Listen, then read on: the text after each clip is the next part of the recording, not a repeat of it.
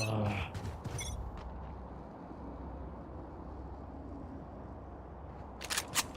كاين شي حاجة آه.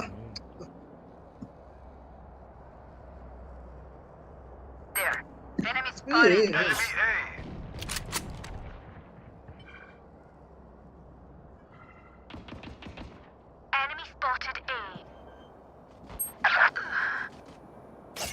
Spike planted.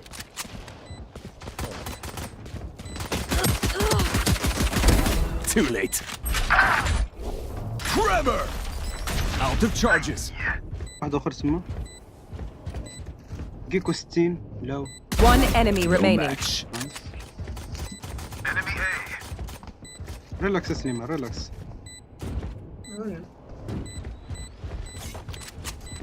No peeking. اسيا واحد يديفيوز واحد يديفيوز. Last player standing. لقيت Come on, come on. شو هادي دابا بيموت. الله No ما time. شفتهاش ما شفتهاش. Clutch. ما شفت شنو سكت ديال رسايل. I know. I'm great. سيسون You're welcome.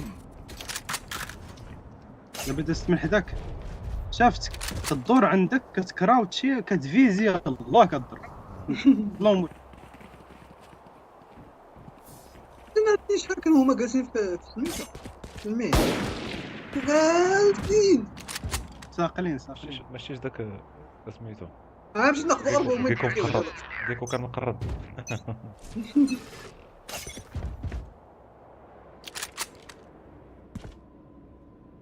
مزيان اسير حال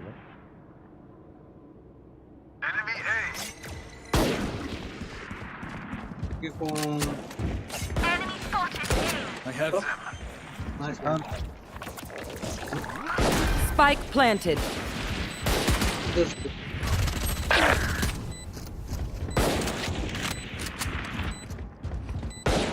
here. Right there. ها مين دوروني يا صاحبي. هذا اليسار وهذا اليمين.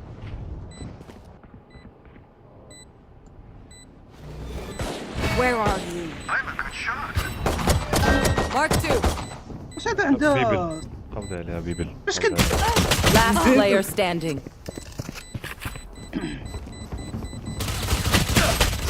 هذا الزاد هو كيجري اصاحبي واش ما مشيت ليه فيجي كيجري عنده كتفرج They مزيان think they're so secure. الصاد عندها 21 في بينك الصاد. سليمان سليمان وقف تما وبقى في بلاصتك تما زكا شوف دابا هي كانت جايه هكا Is there, we find new ways to employ this material. We solve problems, develop skills we can use again and again, and build up our confidence. If we become wealthy and dependent on money and technology, our minds atrophy and that wealth will not last. Turn all obstacles into openings. The great boxer Joe Louis encountered a tremendous obstacle in the racism of the 1930s. Jack Johnson had preceded Louis as the most famous black boxer of his time. Johnson was supremely skilled and he beat his white opponents with ease, but he was an emotional fighter. Encountering hostile crowds that chanted "Kill the nigger" only made him more heated and angry. He found himself in constant trouble and quickly burned out from all the hatred. Louis was equally talented, but as he perceived it, he could not gloat or show emotion in the ring. That would incite the white audiences and feed into the stereotype of the out-of-control black boxer. And yet a fighter thrives off his emotions, his fighting spirit, and uses this to overwhelm his opponent. Instead of rebelling against this state of affairs or giving up, Louis decided to use it to his advantage. He would show no emotions in the ring. After knocking someone out, he would calmly return to his corner. Opponents and the audience would try to bait him into an emotional response, but he resisted. All of his spirit and anger went into forging this cold and intimidating mask. The racists could not rail against this. He became known as the Embalmer. And it was enough to see his grim expression when you entered the ring to feel your legs getting weak. In essence, Louis turned this obstacle into his greatest strength. An opportunist in life sees all hindrances as instruments for power. The reason is simple. Negative energy that comes at you in some form is energy that can be turned around to defeat an opponent and lift you up. When there is no such energy, there is nothing to react or push against. It is harder to motivate yourself. Enemies that hit you have opened themselves up to a counterattack in which you control the timing and the dynamic. If bad publicity comes your way, think of it as a form of negative attention that you can easily reframe for your purposes. You can seem contrite or rebellious, whatever will stir up your base. If you ignore it, you look guilty. If you fight it, you seem defensive. If you go with it and channel it in your direction, you have turned it into an opportunity for positive attention. In general, obstacles force your mind to focus and find ways around them. They heighten your mental powers and should be welcomed. Look for turning points. Opportunities exist in any field of tension. Heated competition, anxiety, chaotic situations. Something important is going on, and if you are able to determine the underlying cause, you can create for yourself a powerful opportunity. Look for any sudden successes or failures in the business world that people find hard to explain. These are often indications of shifts going on under the surface. Perhaps someone has inadvertently hit upon a new model for doing things, and you must analyze this. Examine the greatest anxieties of those on the inside of any business or industry. Deep changes going on usually register as fear to those who do not know how to deal with them. You can be the first to exploit such changes for positive purposes. Keep your eye out for any kind of shifts in tastes or values.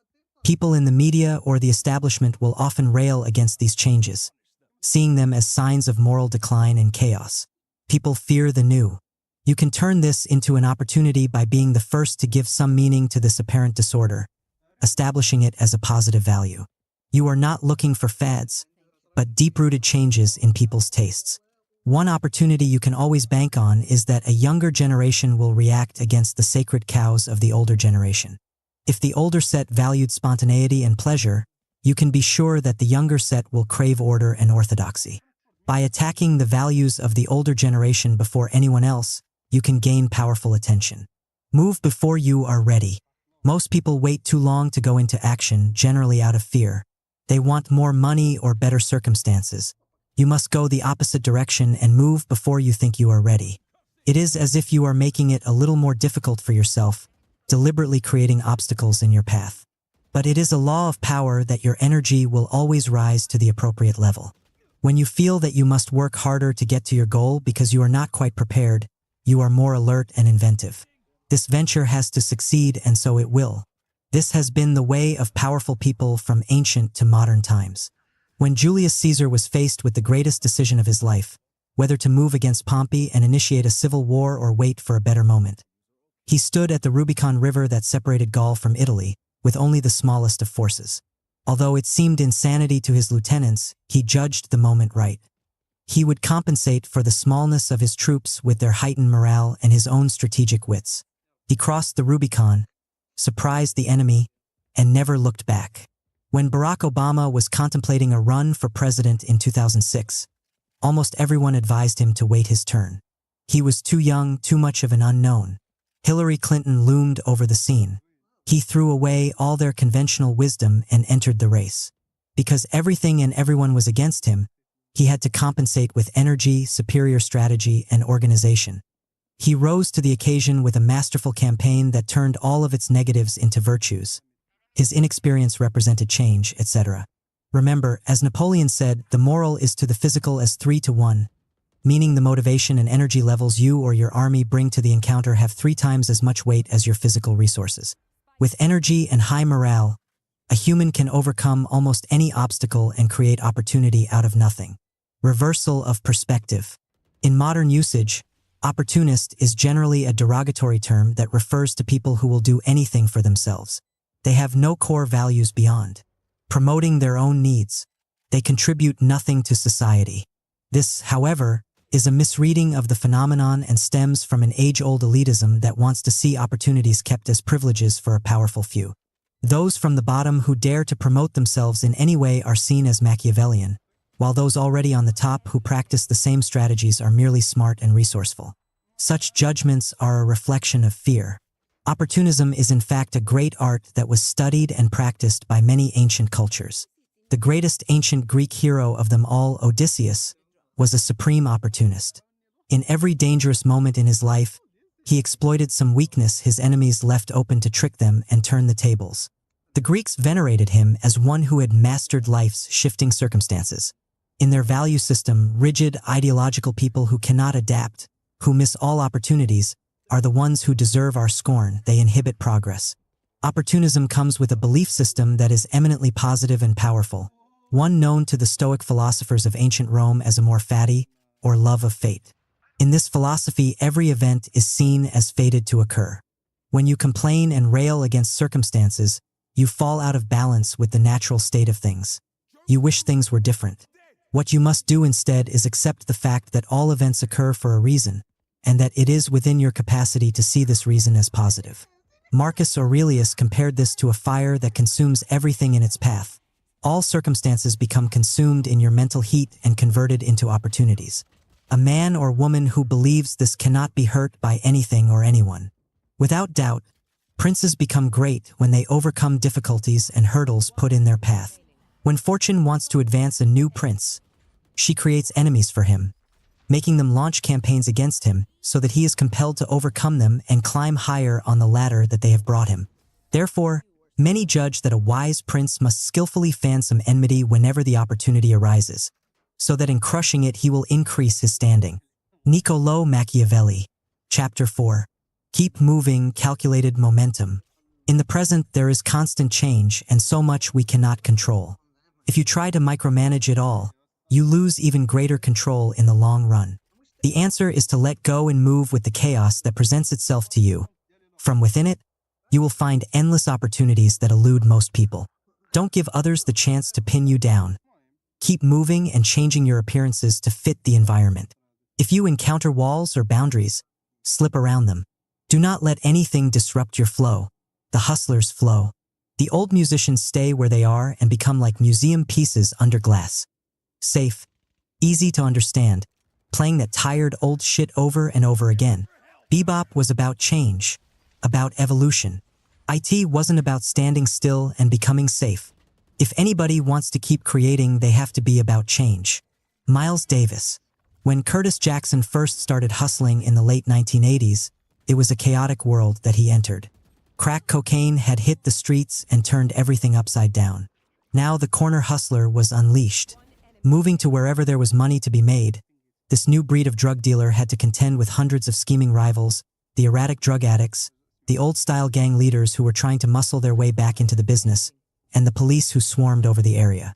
It was like the Wild West out there. Every man for himself, making up his own rules as he went along. Some couldn't stand this. They wanted structure, somebody to tell them when to get up and get to work. They didn't last too long in this new order. Others thrived on all the anarchy and freedom. Curtis was of the latter variety. Then one day everything changed. An old-style gangster nicknamed the Godfather made a play for control over the drug traffic of Southside Queens, and he succeeded. He installed his son Jermaine in Curtis's neighborhood, and the son quickly laid down the law. The family was there to bring order to the business. Jermaine would be selling these purple top capsules for a cheap price. It would be one size fits all, his capsules or nothing. Nobody could compete with his prices, and any hustler that tried to defy him would be intimidated into submission. They were now all working for Jermaine. Curtis found this hard to accept. He did not like any kind of authority. He kept trying to get around Jermaine's tight grip on the area by selling his own stuff on the sly, but Jermaine and his team of enforcers kept catching him. Finally, they inflicted a good beating on him, and he decided it would be wise to surrender. For the time being, Jermaine liked Curtis's independent spirit and decided to take the youth under his wing, schooling him on what he was up to. He had done some time in prison and had studied business and economics there. He was going to run the crack cocaine business according to a model inspired by some of the more successful corporations in America. He aimed for control of the local drug business through cheap prices and a complete monopoly on traffic. That was the evolution of all successful enterprises, even the new ones such as Microsoft. He personally hated all the disorder on the streets. It was bad for business and made him uneasy. One day he drove by in his red Ferrari and invited Curtis to come along for a ride. He drove to the nearby Baisley projects, which were controlled back then by the Pharaohs, a gang that was heavily invested in the crack trade and notorious for its violent ways. Curtis watched, with growing discomfort, as Jermaine explained to its leaders his plan for the neighborhood. He couldn't have freelancers and gangs operating on the margins of his empire. The pharaohs would have to fall in line as well, but he'd find a way to make it profitable for them. The man's arrogance was increasing by the day. Perhaps he would follow this visit up with some violent act to show the pharaohs he meant what he said. But Curtis had a real bad feeling from that afternoon. Over the next few days, he did whatever he could to avoid running into Jermaine.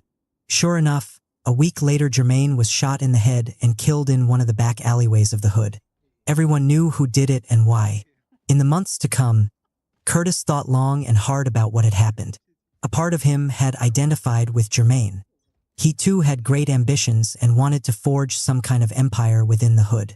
With all the competition on the streets, this could never be an easy task. It was natural then for someone like Jermaine to decide that the only way to create this empire was through force and the buildup of a monopoly. But such an effort was futile. Even if he had lasted longer, there were too many people operating on the fringes who resented his takeover and would have done whatever they could to sabotage him. The fiends would have grown tired of his one-size-fits-all approach. They liked variety, even if it was only in the color of the capsules. The police would have taken notice of his large operation and tried to break it up. Jermaine had been living in the past, in ideas cooked up in prison in the 1970s, the grand era of the drug lord. Time had passed him by, and in the ruthless dynamic of the hood, he paid for this with his life. What was needed was a new skill set, a different mentality for handling the chaos. And Curtis would be the hustler to develop these skills to the maximum. For this purpose, he let go of any desire to dominate an area with one large operation. Instead, he started experimenting with 4 or 5 hustles at the same time. Inevitably, one of the angles would work and pay for all the others. He made sure he always had options, room to move in case the police pushed in and cut off one of his access routes. He interacted with the fiends, looking for any changes in their tastes and ways he could appeal to them with some new marketing scheme. He let those who worked for him do things on their own time as long as they produced results. He wanted as little friction as possible. He never stayed tied to one venture, one partner, or one way of doing things for very long. He kept moving. The chaos of the streets was part of his flow, something he learned to exploit by working from within it. Operating this way, he slowly accumulated the kind of hustling empire that could surpass what even Jermaine had attempted. In 2003, Curtis, now known as 50 Cent, found himself thrust into corporate America, working within Interscope Records and dealing with the growing number of businesses that wanted to ally themselves with him. Coming from the streets, with no formal business background, it was natural for him to feel intimidated in this new environment. But within a few months, he saw things differently. The new skills he had developed in the hood were more than adequate. What he noticed about the business executives he dealt with was rather shocking. They operated by these conventions that seemed to have little to do with the incredible changes going on in the business environment. The record industry, for instance, was being destroyed by digital piracy, but the executives could only think of somehow maintaining their monopoly on ownership and distribution. They were incapable of adapting to the changes. They interacted only with themselves, not with their customer base, so their ideas never evolved. They were living in the past when all of the business models were simple and control was easy to come by. They had the Jermaine mentality through and through, and in 50's mind, they would someday suffer a similar fate. 50 would stay true to his street strategies. He would opt for fluid positions and room to move. This meant branching out into ventures that were not at all traditional for a rapper, Vitamin Water, a line of books, an alliance with General Motors and Pontiac. These associations seemed disorderly and random, but it was all tied to his compelling image that he continued to shape. He worked 5 different angles at the same time. If one venture failed, he learned and moved on. The business world was like a laboratory that he would use for constant experimentation and discovery. He would mix and mingle with his employees up and down the line, and with his audience, allowing them to alter his ideas. The centerpiece of this flow strategy would be the internet, a chaotic space with endless opportunity for a hustler like himself. Without knowing exactly where it would lead, he began putting together his own website. At first, it was a place to showcase new videos and get feedback from the public. Soon it began to morph into a social network, bringing together his fans from all over the world. This gave him endless space to market his brand and track the changing moods of his audience. His website would continue to evolve like a living organism. He placed no limits on what it could become. Years later, having moved beyond music into as many varied realms as possible, 50 could look back on all the people he had left far behind. The record executives, fellow rappers, and business leaders who had gone astray amid all the rapid fluctuations in the early part of the century. A whole gallery of Jermaine types who had no flow. No matter the changes to come, he would continue to thrive in this new Wild West environment, just as he had on the streets. The fearless approach. 50 Cent is a person I created. Soon it will be time to destroy him and become somebody else. 50 Cent. As infants, we were surrounded by many things that were unfamiliar and unpredictable. People acting in ways that did not make sense, events that were hard to figure out. This was the source of great anxiety. We wanted the world around us to be more familiar. What was not so predictable became associated in our minds with darkness and chaos, something to dread. Out of this fear, a desire was born deep inside of us to somehow gain greater control over the people and events that eluded our grasp. The only way we knew how to do this was to grab and hold, to push and pull, exerting our will in as direct a manner as possible to get people to do what we wanted. Over the years, this can become a lifelong pattern of behavior, more subtle as an adult but infantile at heart. Every individual we come across in life is unique, with his or her own energy, desires, and history. But wanting more control over people, our first impulse is generally to try to push them into conforming to our moods and ideas, into acting in ways that are familiar and comfortable to us. Every circumstance in life is different, but this elicits that old fear of chaos and the unknown. We cannot physically make events more predictable, but we can internally create a feeling of greater control by holding on to certain ideas and beliefs that give us a sense of consistency and order. This hunger for control, common to all of us, is the root of so many problems in life. Staying true to the same ideas and ways of doing things makes it that much harder for us to adapt to the inevitable changes in life. If we try to dominate a situation with some kind of aggressive action, this becomes our only option. We cannot give in or adapt or bide our time. That would mean letting go of our grip, and we fear that.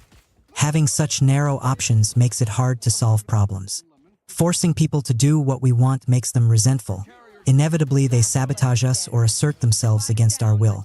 What we find is that our desire to micromanage the world around us comes with a paradoxical effect. The harder we try to control things in our immediate environment, the more likely we are to lose control in the long run.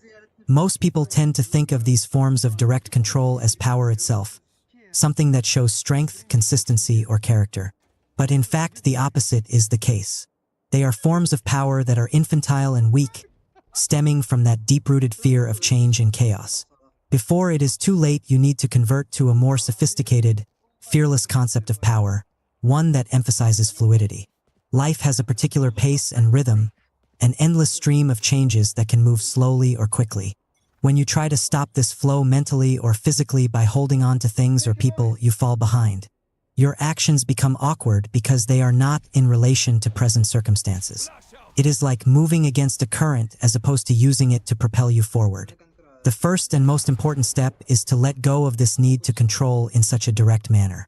This means that you no longer see change and chaotic moments in life as something to fear, but rather as a source of excitement and opportunity. In a social situation in which you want the ability to influence people, your first move is to bend to their different energies. You see what they bring and you adapt to this, then find a way to divert their energy in your direction. You let go of the past way of doing things and adapt your strategies to the ever-flowing present. Often what seems like chaos to us is merely a series of events that are new and hard to figure out. You cannot make sense of this apparent disorder if you are reactive and fearful, trying to make everything conform to patterns that exist. Only in your mind. By absorbing more of these chaotic moments with an open spirit, you can glimpse a pattern, a reason why they are occurring, and how you can exploit them. As part of this new concept, you are replacing the old stalwart symbols of power, the rock, the oak tree, etc., with that of water, the element that has the greatest potential force in all of nature. Water can adapt to whatever comes its way, moving around or over any obstacle. It wears away rock over time. This form of power does not mean you simply give in to what life brings you and drift. It means that you channel the flow of events in your direction, letting this add to the force of your actions and giving you powerful momentum.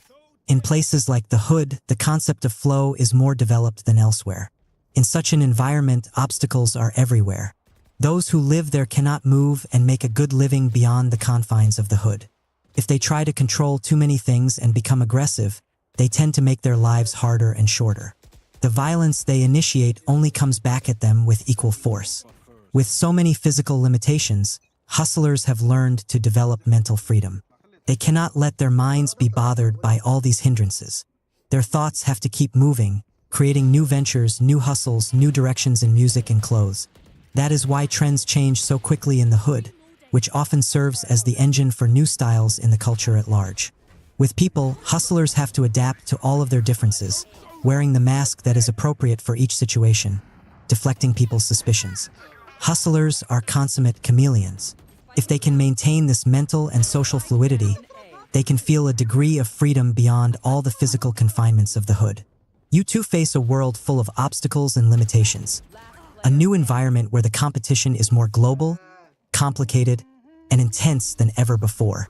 Like the hustler, you must find your freedom through the fluidity of your thoughts and your constant inventiveness. This means having a greater willingness to experiment, trying several ventures without fear of failing here or there.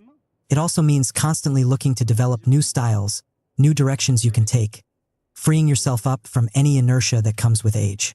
In a world full of people who are too conventional in their thinking, who respect the past far too much, such flow will inevitably translate into power and more room to move.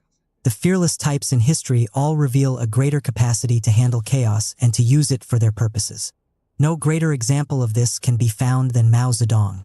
China in the 1920s was a country on the verge of radical change. The old imperial order that had suffocated China for centuries had finally fallen apart. But fearing the disorder that could be unleashed in such a vast country, the two parties vying for control, the nationalists and the communists, opted to try to contain the situation as best they could. The nationalists offered the old-style imperial order with a new face. The communists decided to impose on China the Lenin model, waging a proletariat revolution, centered in urban areas, controlling key cities in the country and enforcing strict adherence to party dogma among its followers. This had worked well in the Soviet Union, creating order in a short period of time, but it had no relevance to China. By the end of the decade, the strategy was failing miserably. On the verge of annihilation, the communists turned to Mao, who had a totally different concept of what to do. Mao had been raised in a small village among the country's vast peasant population. As part of his upbringing, he was immersed in the ancient belief systems of Taoism, which saw change as the essence of nature, and conforming to these changes as the source of all power. In the end, according to Taoism, you are stronger by having a softness that allows you to bend and adapt. Mao was not afraid of the vast size and population of China. The chaos this could represent would simply become part of his strategy. His idea was to enlist the help of the peasantry so that communist soldiers could blend into the countryside like fish in water. He would not attack city centers or try to occupy any single position in the country. Instead, he would move the army around, like a vaporous force that would attack and then disappear, the enemy never knowing where it was coming from or what it was up to. This guerrilla force would stay in constant motion, allowing the enemy no breathing space and giving them a sense of chaos. The nationalists epitomized the opposite school of fighting, conventional to the core. When Mao finally unleashed on them his new brand of warfare, they could not adapt. They held on to key positions, while the communists encircled them in the vast spaces of China. The nationalists' control narrowed to the point of a few cities, and soon they crumbled completely in one of the most remarkably swift turnarounds in military history. Understand, it is not only what you do that must have flow, but also how you do things. It is your strategies, your methods of attacking problems, that must constantly be adapted to circumstances. Strategy is the essence of human action, the bridge between an idea and its realization in the world. Too often these strategies become frozen into conventions, as people mindlessly imitate what worked before. By keeping your strategies attuned to the moment, you can be an agent of change, the one who breaks up these dead ways of acting, gaining tremendous power in the process. Most people in life are rigid and predictable. That makes them easy targets. Your fluid, unpredictable strategies will drive them insane. They cannot foresee your next move or figure you out. That is often enough to make them give way or fall apart. Keys to fearlessness. Thus one's victories in battle cannot be repeated. They take their form in response to inexhaustibly changing circumstances. It can be likened to water, as water varies its flow according to the fall of the land. Sun Tzu. All of us have experienced at some point in our lives a feeling of momentum. Perhaps we do something that strikes a chord and we get recognized for it. This positive attention fills us with unusual confidence, which in turn attracts people to us. Now brimming with self-belief, we are able to pull off another good action. Even if it is not so perfect, people will now tend to overlook the rough patches. We have the aura of success about us. So many times in life, one good thing seems to follow another. This will go on until inevitably we disrupt the flow. Perhaps we overreach with an action that breaks the spell, or we keep repeating the same things and people grow tired of us and move on to someone else. Just as quickly, the opposite momentum can afflict us. Our own insecurities start to get in the way. The little imperfections that people overlooked before now seem glaring. We enter a run of bad fortune and feelings of depression render us more and more immobile. On either end of the spectrum, we recognize the phenomenon, but we treat it as if it were something mystical, beyond conscious control and explanation. But it is not as mysterious as we might think. In the midst of any run of momentum, we generally feel more open. We allow ourselves to be carried along. The confidence we have when things are going well makes people get out of our way or join our side, giving our actions added force. Sometimes a feeling of urgency, we have to get something done, pushes us to act in a particularly energetic manner, and this starts a good run. This is often accompanied with a feeling that we have little to lose by trying something bold. Perhaps feeling somewhat desperate, we loosen up and experiment. What ties this all together is that something inside of us opens up and we allow a greater range of motion. Our style becomes freer and bolder, and we move with the current. On the other hand, when a run of momentum ends, it is usually from something we do, a kind of unconscious self-sabotage. We react against this loosening up out of some fear of where it could lead us. We become conservative and the flow of energy stops, slowly reversing itself into stasis and depression. In many ways, we are the ones in control of this phenomenon, but it does not operate on a conscious enough level. Understand, momentum in life comes from increased fluidity, a willingness to try more, to move in a less constricted fashion. On many levels, it remains something hard to put into words, but by understanding the process, becoming more conscious of the elements involved, you can place your mind in a readied position, better able to exploit any positive movement in your life. Call this calculated momentum. For this purpose, you must practice and master the following 4 types of flow. Mental flow. In the time of Leonardo da Vinci's youth, mid-15th century, knowledge had hardened into rigid compartments. In one slot, there was philosophy and scholasticism. In another, the arts, which were considered more like simple crafts. In yet another, science, which was not yet very empirical. On the margins stood all forms of dark knowledge, the arts of the occult. Da Vinci was the illegitimate son of a notary, and because of this murky social position, he was denied the usual formal education, all of which became a great blessing in disguise. His mind was freed from all the prejudices and rigid categories of thinking that prevailed at the time. He went to serve an apprenticeship in the studio of the great artist Verrocchio, and once he began to learn there the craft of drawing and painting, a process was set in motion that led to the forming of one of the most original minds in the history of mankind. Knowledge in one field simply opened up in Da Vinci an insatiable hunger to learn something else in a related field. The study of painting led to that of design in general, which led to an interest in architecture. From there he flowed to studying engineering, making war machines and strategy, observing animals and the mechanics of motion that could be applied to technology, studying birds and aerodynamics, the anatomy of animals and humans, the relationship between emotions and physiology, and on and on. This incredible stream of ideas even overflowed into areas of the occult. His mind would recognize no boundaries. He sought the connections between all natural phenomena. In this sense, he was ahead of his time and the first real Renaissance man. His discoveries in various fields had a momentum, the intensity of one leading to another. Many could not understand him and thought he was eccentric, even erratic. But great patrons such as King François I of France and even Cesare Borgia recognized his genius and sought to exploit it. Today we have regressed to a point that resembles the pre-Renaissance. Knowledge has once again hardened into rigid categories, with intellectuals shut off in various ghettos. Intelligent people are considered serious by virtue of how deeply they immerse themselves in one field of study, their viewpoint becoming more and more myopic.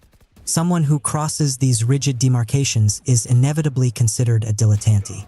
After college, we are all encouraged to specialize, to learn one thing well and stick to it. We end up strangling ourselves in the narrowness of our interests. With all of these restrictions, knowledge has no flow to it. Life does not have these categories. They are mere conventions that we mindlessly abide by. Da Vinci remains the icon and the inspiration for a new form of knowledge. In this form, what matters are the connections between things, not what separates them. The mind has a particular momentum itself. When it heats up and discovers something new, it tends to find other items to study and illuminate. All of the greatest innovations in history come from an openness to discovery, one idea leading to another, sometimes coming from unrelated fields. You must develop this spirit and the same insatiable hunger for knowledge.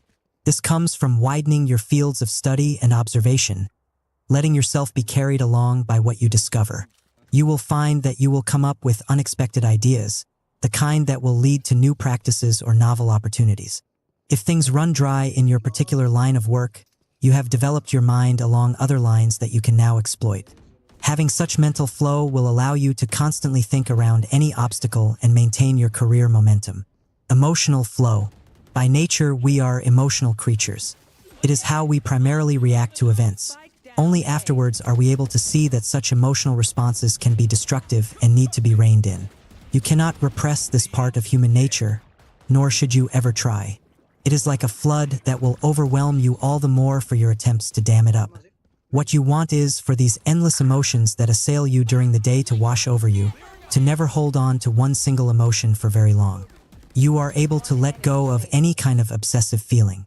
If someone says something that bothers you, you find a way to move quickly past the feeling, either to excuse what they said, to make it less important, or to forget. Forgetting is a skill that you must develop in order to have emotional flow. If you cannot help but feel anger or disgust in the moment, make it a point to not let it remain the following day. When you hold on to emotions like that, it is as if you put blinders on your eyes. For that amount of time, you see and feel only what this emotion dictates, falling behind events. Your mind stops on feelings of failure, disappointment, and mistrust, giving you that awkwardness of someone out of tune with the moment. Without realizing it, all of your strategies become infected by these feelings, pushing you off course. To combat this, you must learn the art of counterbalance. When you are fearful, force yourself to act in a bolder fashion than usual. When you feel inordinate hate, find some object of love or admiration that you can focus on with intensity. One strong emotion tends to cancel out the other and help you move past it. It might seem that intense feelings of love, hate, or anger can be used to impel you forward on some project, but that is an illusion. Such emotions give you a burst of energy that falls quickly and leaves you as low as you were high. Rather, you want a more balanced emotional life with fewer highs and lows. This not only helps you keep moving and overcoming petty obstacles, but it also affects people's perceptions of you. They come to see you as someone who has grace under pressure, a steady hand, and they will turn to you as a leader. Maintaining such steadiness will keep that positive flow in motion. Social flow. Working with people on any level can be a disorderly affair. They bring their differences and own energy to the project, as well as their own agendas. The natural tendency for a leader is to try to tamp down these differences and get everyone on the same page. This seems like the strong thing to do, but in fact it stems from that infantile fear of the unpredictable. And in the end it becomes counterproductive, as those who work for you bring less and less energy to the task. After an initial burst of enthusiasm in your venture, the discontent of those working for you can quickly stifle any momentum you had developed. Early in his career, the great Swedish director Ingmar Bergman used this more tyrannical approach in dealing with his actors, but he began to be dissatisfied with its results and so decided to experiment with something different.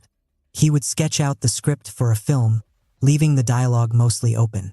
He would then invite his actors to bring their own energy and experiences into the mix, shaping the dialogue to fit their emotional responses. This would make the screenplay come alive from within, and sometimes it would require rewriting parts of the plot.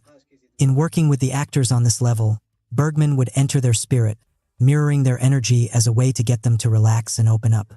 He allowed for this more and more as his career evolved, and the results were astonishing. The actors came to love this, feeling more involved and engaged. They wanted to work with him, and their enthusiasm carried over into their performances, each one better than the last.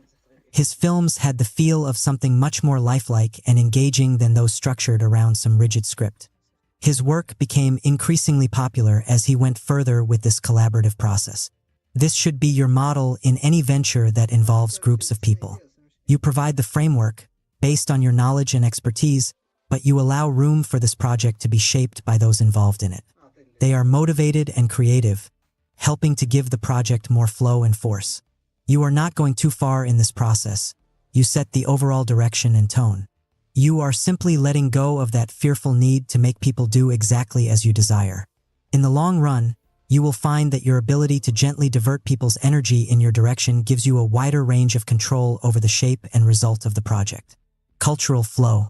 In the 1940s, the great saxophone player Charlie Parker single-handedly revolutionized the world of jazz with his invention of the style known as bebop. But he watched it soon become the convention in jazz, and within a few years he was no longer the revolutionary figure worshipped by hipsters. Younger artists emerged who took his inventions to other levels. This was immensely disturbing to him, and he spiraled downward, dying at an early age. The trumpeter Miles Davis had been a part of Parker's ensemble, and he personally witnessed this decline. Davis understood the situation at its core. Jazz was an incredibly fluid form of music that underwent tremendous changes in style in short periods of time. Because America did not honor or take care of its black musicians, the ones who found themselves surpassed by a new trend had to suffer a terrible fate, like Parker. His solution was to never settle on one style. Every 4 years or so, he would radically reinvent his sound. His audiences would have to catch up with the changes, and most often they did. It soon became a self-fulfilling prophecy, as he was seen as someone who had his finger on the latest trend, and his new sound would be studied and emulated. As part of this strategy, he would always hire the youngest generation of performers to work with him, harnessing the creativity that comes with youth. In this way, he developed a kind of steady momentum that carried him past the usual decline in a jazz musician's career. He kept this inventiveness up for over 30 years, something unheard of in the genre. Understand, you exist in a particular cultural moment with its own flow and style. When you are young, you are more sensitive to these fluctuations in taste, and so you generally keep up with the present. But as you get older, the tendency is for you to become locked in a style that is dead, one that you associate with your youth and its excitement. If enough time passes, your style lock can become quite ludicrous. You look like a museum piece. Your momentum will grind to a halt as people come to categorize you in a narrow period of time. Instead, you must find a way to periodically reinvent yourself. You are not trying to mimic the latest trend that will make you look equally ludicrous. You are simply rediscovering that youthful attentiveness to what is happening around you and incorporating what you like into a newer spirit. You are taking pleasure in shaping your personality, wearing a new mask. The only thing you really have to fear is becoming a social and cultural relic. Reversal of perspective. In Western culture, we tend to associate strength of character with consistency. People who shift around too much with their ideas and image can be judged as untrustworthy and even demonic. We honor those who are true to the past and certain timeless values. On the other hand, people who challenge and change the prevailing conventions are often viewed as destructive figures, at least while they are alive. The great Florentine writer Niccolò Machiavelli saw these values of consistency and order as products of a fearful culture and something that should be reversed. In his view, it is precisely our fixed nature, our tendency to hold to one line of action or thought, that is the source of human misery and incompetence. A leader can come to power through acts of boldness, but when the times shift and require something more cautious, he generally will continue with his bold approach. He is not strong enough to adapt. He is a prisoner of his fixed nature. What raised him above others then becomes the source of his downfall. True figures of power, as Machiavelli saw it, would be people who could shape their own character, call up the qualities that were necessary for the moment, and know how to bend to circumstance. Those who remain true to some idea or value without self-examination often prove to be the worst tyrants in life. They make others conform to dead concepts. They are negative forces, holding back the change that is necessary for any culture to evolve and prosper. This is how you must operate. You actively work to overcome this fixed nature, deliberately trying a different approach and style than your usual one to get a sense of a different possibility. You come to view periods of stability and order with mistrust. Something isn't moving in your life and in your mind. On the other hand, moments of change and apparent chaos are what you thrive on. They make your mind and spirit jump to life. If you reach such a point, you have tremendous power. You have nothing to fear from moments of transition. You welcome, even create them. Whenever you feel rooted and established in place, that is when you should be truly afraid. People wish to be settled. Only as far as they are unsettled is there any hope for them. Ralph Waldo Emerson, Chapter 5. Know when to be bad. Aggression. You will always find yourself among the aggressive and the passive-aggressive who seek to harm you in some way. You must get over any general fears you have of confronting people, or you will find it extremely difficult to assert yourself in the face of those who are more cunning and ruthless. Before it is too late, you must master the art of knowing when and how to be bad, using deception, manipulation, and outright force at the appropriate moments. Everyone operates with a flexible morality when it comes to their self-interest. You are simply making this more conscious and effective.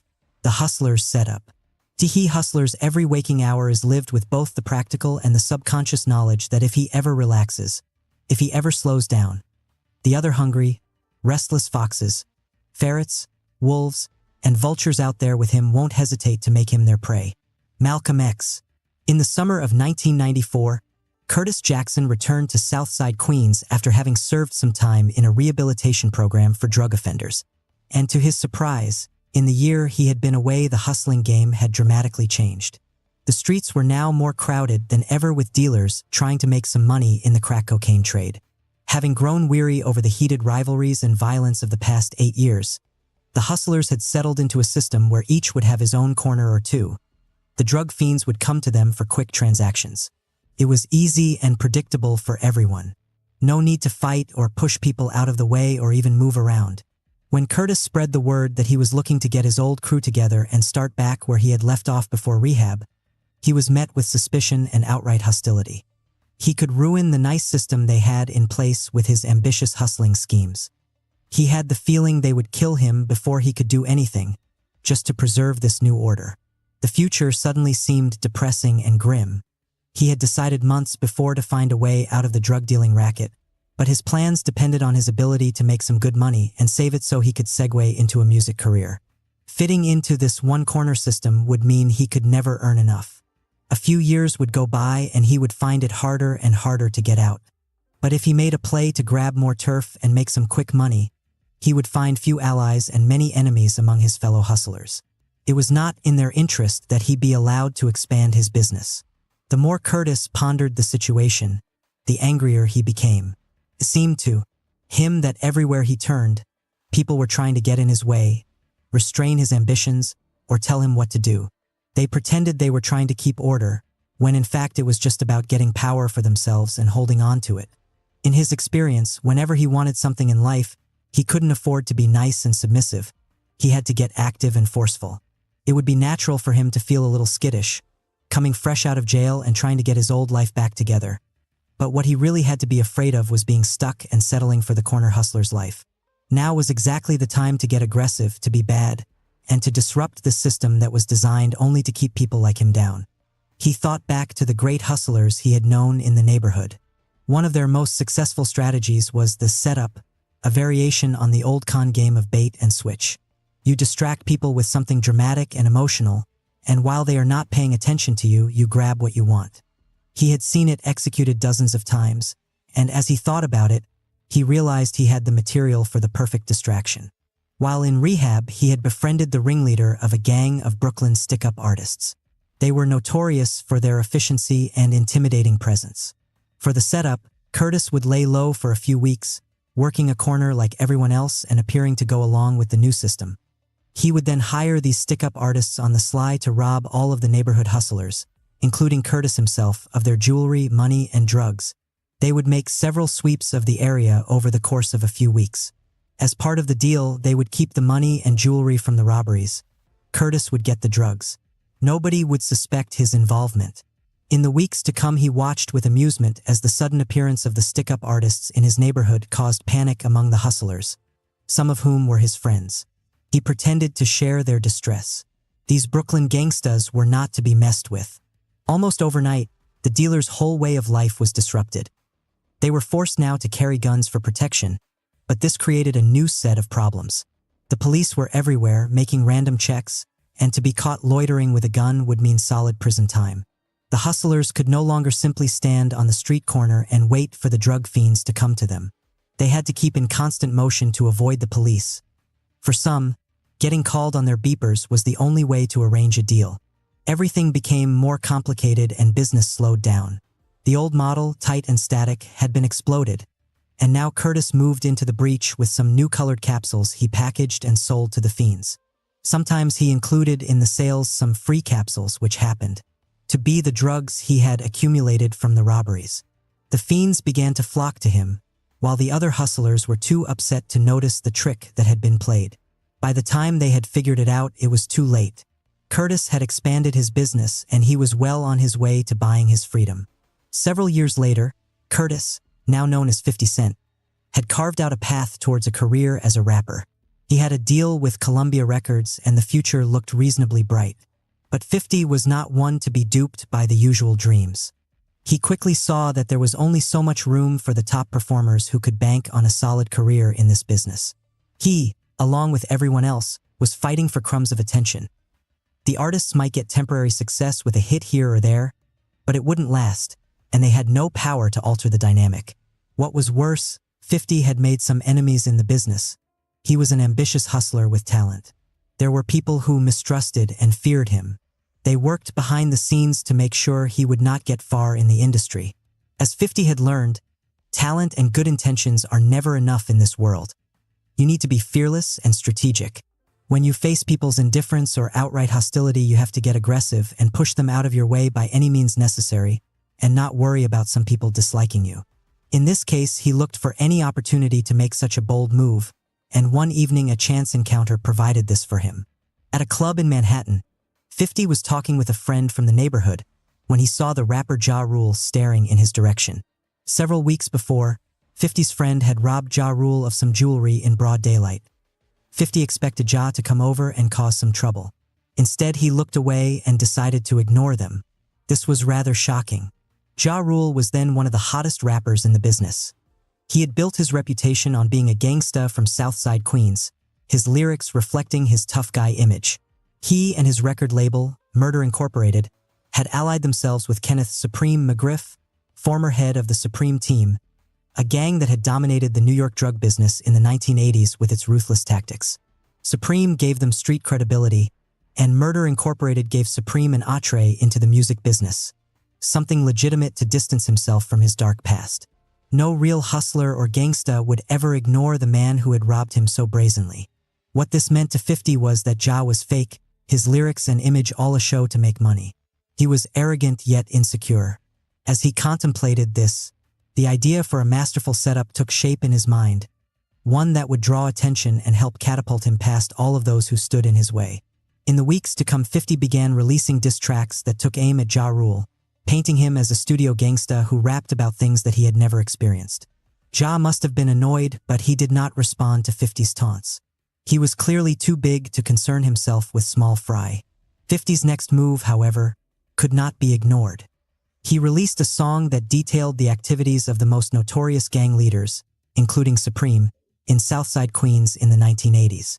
As the song became popular on the streets, it brought Supreme the kind of attention he was trying to avoid, now that he was going legitimate. This made him angry and suspicious. What might 50 do next? He pressured Ja Rule to go after and destroy this upstart before he went too far. Ja was now forced into going after him. He tried whatever he could to shut 50 up. He spread nasty rumors about 50's past and attempted to block any record deals he might have. At one point, finding 50 in the same recording studio he was at, Ja and his cohort started a brawl. Ja wanted to intimidate 50 with his muscle and reputation, but this only made 50 increase the pace of diss tracks that he released. He wanted to push all of Ja's buttons, make him angry and insecure, burning for revenge. He'd stay cool and strategic while Ja would lose control. To this purpose, he called Ja a wanksta, a wannabe gangsta. He parroted his singing style, his lyrics, everything about his supposed tough guy image. The songs were hard-driving, biting, and humorous.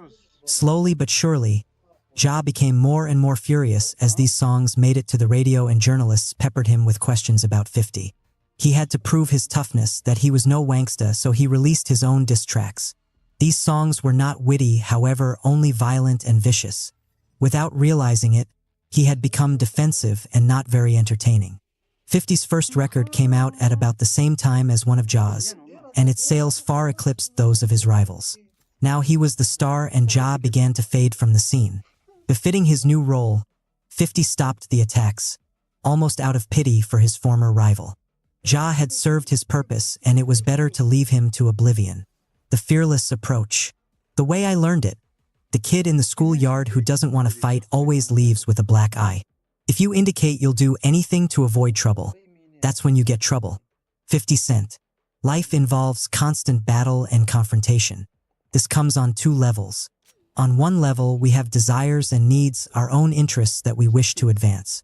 In a highly competitive world, this means we must assert ourselves and even occasionally push people out of position to get our way. On the other level, there are always people who are more aggressive than we are. At some point, they cross our path and try to block or harm us. On both levels, playing offense and defense, we have to manage people's resistance and hostility. This has been the human drama since the beginning of history, and no amount of progress will alter this dynamic. The only thing that has changed is how we handle these inevitable moments of friction in our lives. In the past, people had a greater taste for battle. We can read signs of this in all kinds of social behavior. At the theater, for instance, it was common practice for 19th century audiences in Europe and America to verbally express their disapproval of the actors or the play, yelling, hissing, or throwing things onto the stage. Fights would often break out in the theater over differences of opinion. It was not cause for concern but part of the appeal. In political campaigns, it was accepted as normal that partisans of various parties would confront each other in the streets over their divergent interests. Democracy was considered vibrant by allowing such public disagreements, a kind of safety valve for human aggression. Now we tend to find the opposite. We are generally much more skittish when it comes to confrontation. We often take it personally if someone overtly disagrees with us or expresses an opinion contrary to our own. We are also more afraid of saying something that could possibly offend those around us, as if their egos were too fragile. The culture tends to elevate as its ideal a spirit of cooperation. Being democratic and fair means getting along with others, fitting in, and not ruffling feathers. Conflict and friction are almost evil. We are encouraged to be deferential and agreeable. Nevertheless, the human animal retains its aggressive impulses, and all that happens is that many people channel this energy into passive-aggressive behavior, which makes everything more complicated. In such an atmosphere, we all pay a price. When it comes to the offensive side of power, in which we are required to take forceful and necessary action to advance our interests, we are often hesitant and uncertain. When dealing with the aggressors and passive aggressors around us, we can be quite naive. We want to believe that people are basically peaceful and desire the same things as ourselves. We often learn too late that this is not the case. This inability to deal with what is inevitable in life is the cause of so many problems. We work to postpone or avoid conflicts, and when they reach a point where we can no longer play such a passive game, we lack the experience and the habit of meeting them head-on. The first step in overcoming this is to realize that the ability to deal with conflict is a function of inner strength versus fear, and that it has nothing to do with goodness or badness. When you feel weak and afraid, you have the sense that you cannot handle any kind of confrontation. You might fall apart or lose control or get hurt. Better to keep everything smooth and even. Your main goal then is to be liked, which becomes a kind of defensive shield. So much of what passes for good and nice behavior is really a reflection of deep fears. What you want instead is to feel secure and strong from within. You are willing to occasionally displease people, and you are comfortable in taking on those who stand against your interests. From such a position of strength, you are able to handle friction in an effective manner, being bad when it is appropriate. This inner strength, however, does not come naturally. What is required is some experience. This means that in your daily life you must assert yourself more than usual. You take on an aggressor instead of avoiding him. You strategize and push for something you want instead of waiting for someone to give it to you. you will generally notice that your fears have exaggerated the consequences of this kind of behavior. You are sending signals to others that you have limits they cannot cross, that you have interests you are willing to defend or advance. You will find yourself getting rid of this constant anxiety about confronting people. You are no longer tied to this false niceness that wears on your nerves. The next battle will be easier. Your confidence in handling such moments of friction will grow with each encounter. In the hood, people don't have the luxury of worrying about whether people like them. Resources are limited. Everyone is angling for power and trying to get what they can. It is a rough game, and there is no room for being naive or waiting for good things to happen. You learn to take what you need and feel no guilt about it. If you have dreams and ambitions, you know that to realize them you have to get active, make some noise, bruise a few people in your path. And you expect others to do the same to you. It is human nature, and instead of complaining, you simply must get better at protecting yourself. We all face a similar competitive dynamic. People all around us are struggling to advance their interests. But because our fights are more subtle and veiled, we tend to lose sight of the harsh aspects of the game. We are often too trusting in others in a future that will bring good things. We could use some of the toughness and realism that people who grow up in pressurized environments have. A simple line can be drawn: we all have ambitions and large goals for ourselves. We are either waiting for some perfect moment to realize them, or we are taking action in the present. This action requires some aggressive energy channeled in a smart manner and the willingness to displease a person or two who gets in our way. If we are waiting and settling for what we have, it is not because we are good and nice, but because we are fearful. We need to get rid of the fear and guilt we might have for asserting ourselves. It serves no purpose except to keep us down. The fearless types in history have often had to face a lot of hostility in their lives, and in doing so they invariably discover the critical role that one's attitude plays in thwarting people's aggression. Look at Richard Wright, the first best-selling African-American writer in U.S. history. His father abandoned his mother shortly after Wright's birth in 1908, and Wright knew only poverty and starvation as a child. His uncle, with whom they lived, was lynched by a white mob, and his family, Wright and his mother and brother, was forced to flee from Arkansas and wander across the South. When his mother fell ill and became an invalid, he was shunted from family to family, even spending time in an orphanage. The family members who took him in, themselves poor and frustrated, beat him incessantly. His classmates at school, sensing he was different, he liked to read books and was shy, taunted and ostracized him. At work, his white employers subjected him to endless indignities, such as beatings and dismissals from the job for no apparent reason. These experiences created in him intricate layers of fear. But as he read more books about the wider world and thought more deeply, a different spirit rose inside of him, a need to rebel and not accept the status quo. When an uncle threatened to beat him over a triviality, he decided he had had enough. Although just a child, he clutched 2 razor blades in his hands and told the uncle he was prepared to go down fighting. He was never bothered by that uncle again. Seeing the power he had with such an attitude, he now made it something more calculated and under control. When conditions at work became impossible, he would leave the job, a sign of impertinence to the white employers, who spread word of this around town. He didn't care if people thought he was different. He was proud of it. Feeling like he was going to be trapped in Jackson, Mississippi, for the rest of his life and yearning to escape to the north, he became a criminal for the first and last time in his life, stealing enough to pay his way out of town. He felt more than justified in doing this. This spirit permeated his life to the very end. As a successful writer now living in Chicago, he felt that his novels were being misread by the white public. They invariably found a way to soften his message about racial prejudices, to see what they wanted to see in his work. He realized he had been holding back, tailoring his words to appeal to them. He had to rise again above this fear of pleasing others and write a book that could not be misread, that would be as bleak as the life he had known. This became Native Son, his most famous and successful novel. What Wright had discovered was simple. When you submit in spirit to aggressors or to an unjust and impossible situation, you do not buy yourself any real peace.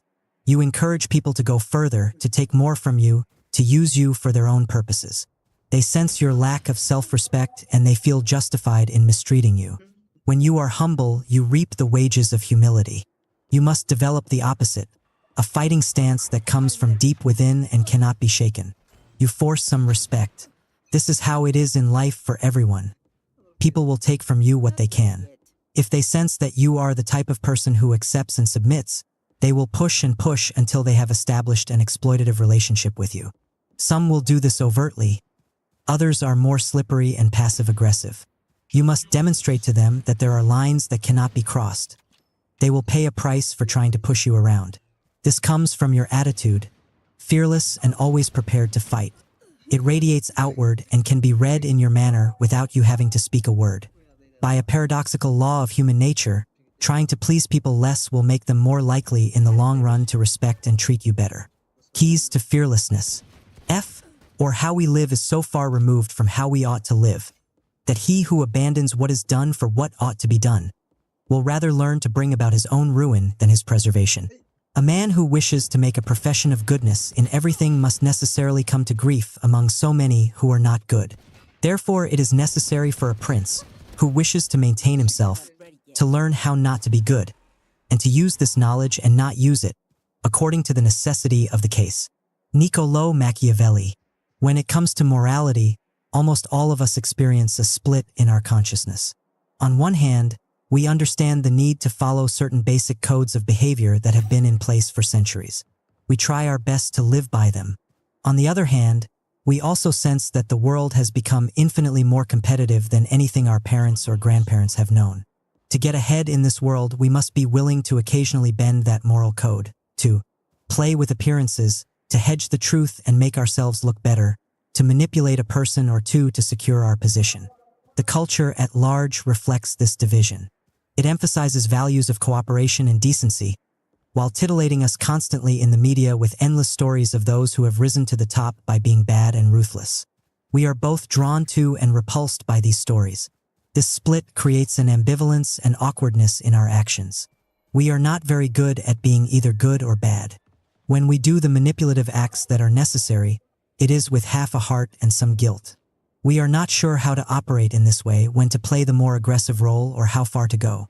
The great 16th century Florentine writer Niccolò Machiavelli noticed a similar phenomenon in his day, on a different level.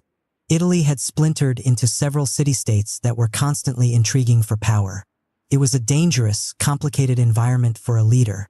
In facing a rival state, a prince had to be extremely careful. He knew that these rivals would do anything to advance their interests, including cutting deals with others to isolate or destroy him. He had to be ready to attempt any kind of maneuver to protect his state. At the same time, he was imbued with Christian values. He had to juggle two codes of behavior, one for private life and another for the game of power. This made for awkwardness. Nobody really defined the moral parameters for how to defend and advance his state. If he became too aggressive, he would look bad on the world stage and suffer for it. If he was too good and gentle, his state could be overrun by a rival, bringing misery for his citizenry. For Machiavelli, the problem wasn't a leader adjusting his morality to the circumstance. Everyone does that. It was that he did not do it well. Too often he would be aggressive when he needed to be cunning, or vice versa. He would not recognize in time the once friendly state that was now plotting against him, and his response would be too desperate. When a venture succeeds, people tend to overlook some of the nasty tactics you were forced to use. When a venture fails, those same tactics become scrutinized and condemned. A prince or leader must first and foremost be effective in his actions, and to do so he must master the art of knowing when and how to be bad. This requires some fearlessness and flexibility.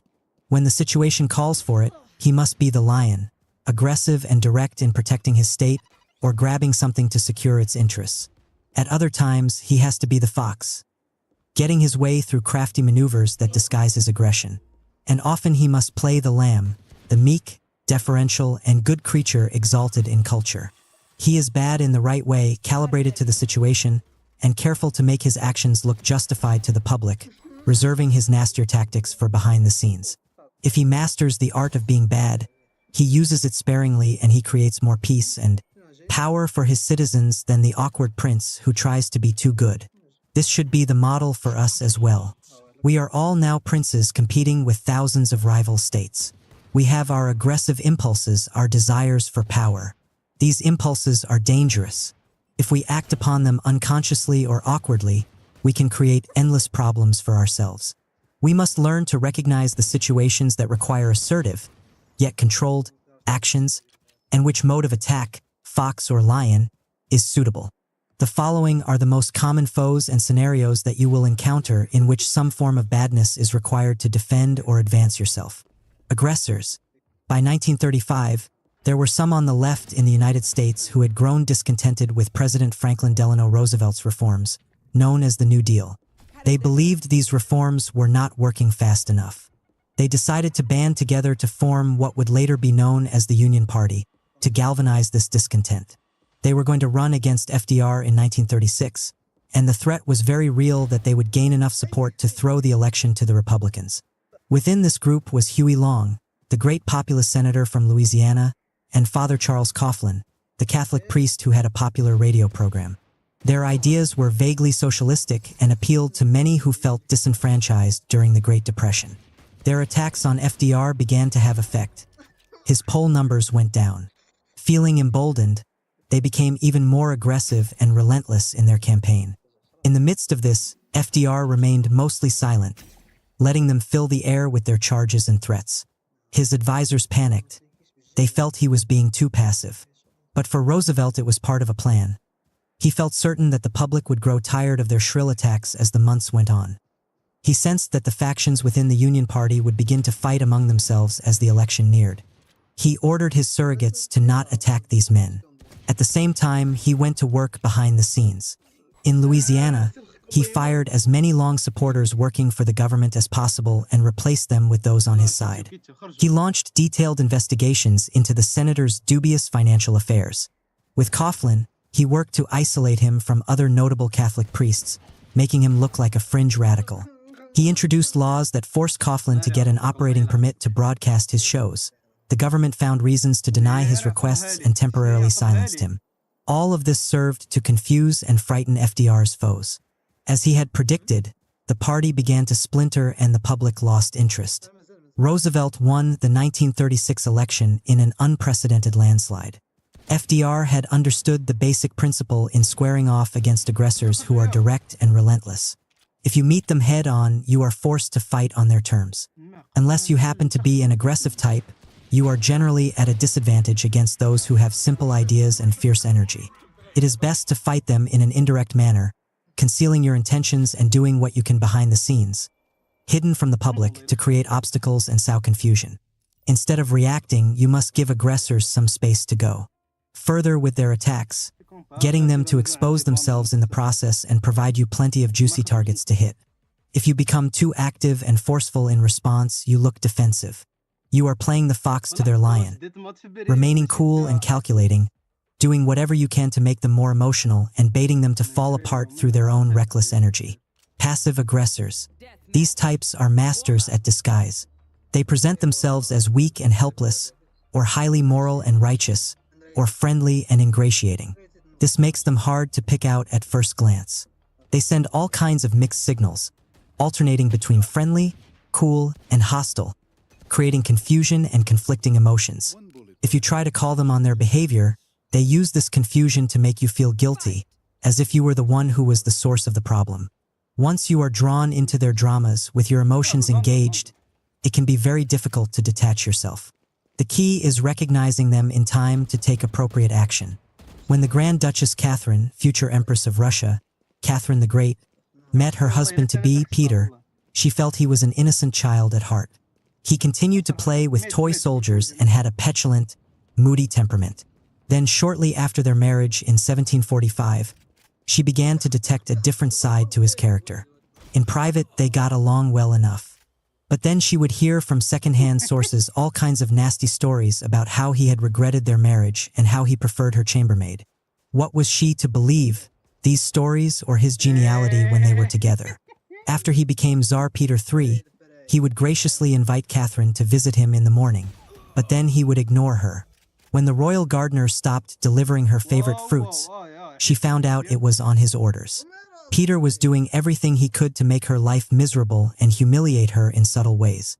Fortunately, Catherine figured out early on that he was a master manipulator. His childish exterior was clearly there to distract attention from his petty, vindictive core. His goal, she believed, was to bait her into doing something rash that would give him an excuse to isolate or get rid of her. She decided to bide her time, be as gracious as possible, and win over some key allies in the court and the military, many of whom had come to despise the Tsar. Finally, certain of her allies' support, she instigated a coup that would get rid of him once and for all. When it became clear that the military had sided with Catherine and that he was to be arrested, Peter started to beg and plead with her. He would change his ways and they would rule together. She did not reply. He sent another message saying he would abdicate, if only he could return peacefully to his own estate with his mistress. She refused to bargain. He was arrested and soon thereafter murdered by one of the coup intriguers, perhaps with the approval of the Empress. Catherine was a classic fearless type. She understood that, with passive aggressors, you must not get emotional and drawn into their endless intrigues. If you respond indirectly with a kind of passive aggression yourself, you play into their hands. They are better at this game than you are. Being underhanded and tricky only spurs on their insecurities and intensifies their vindictive nature. The only way to treat these types is to take bold, uncompromising action that either discourages further nonsense or sends them running away. They respond only to power and leverage. Having allies higher up the chain can serve as a means of blocking them. You are playing the lion to their fox, making them afraid of you. They see there will be real consequences if they continue their behavior in any form.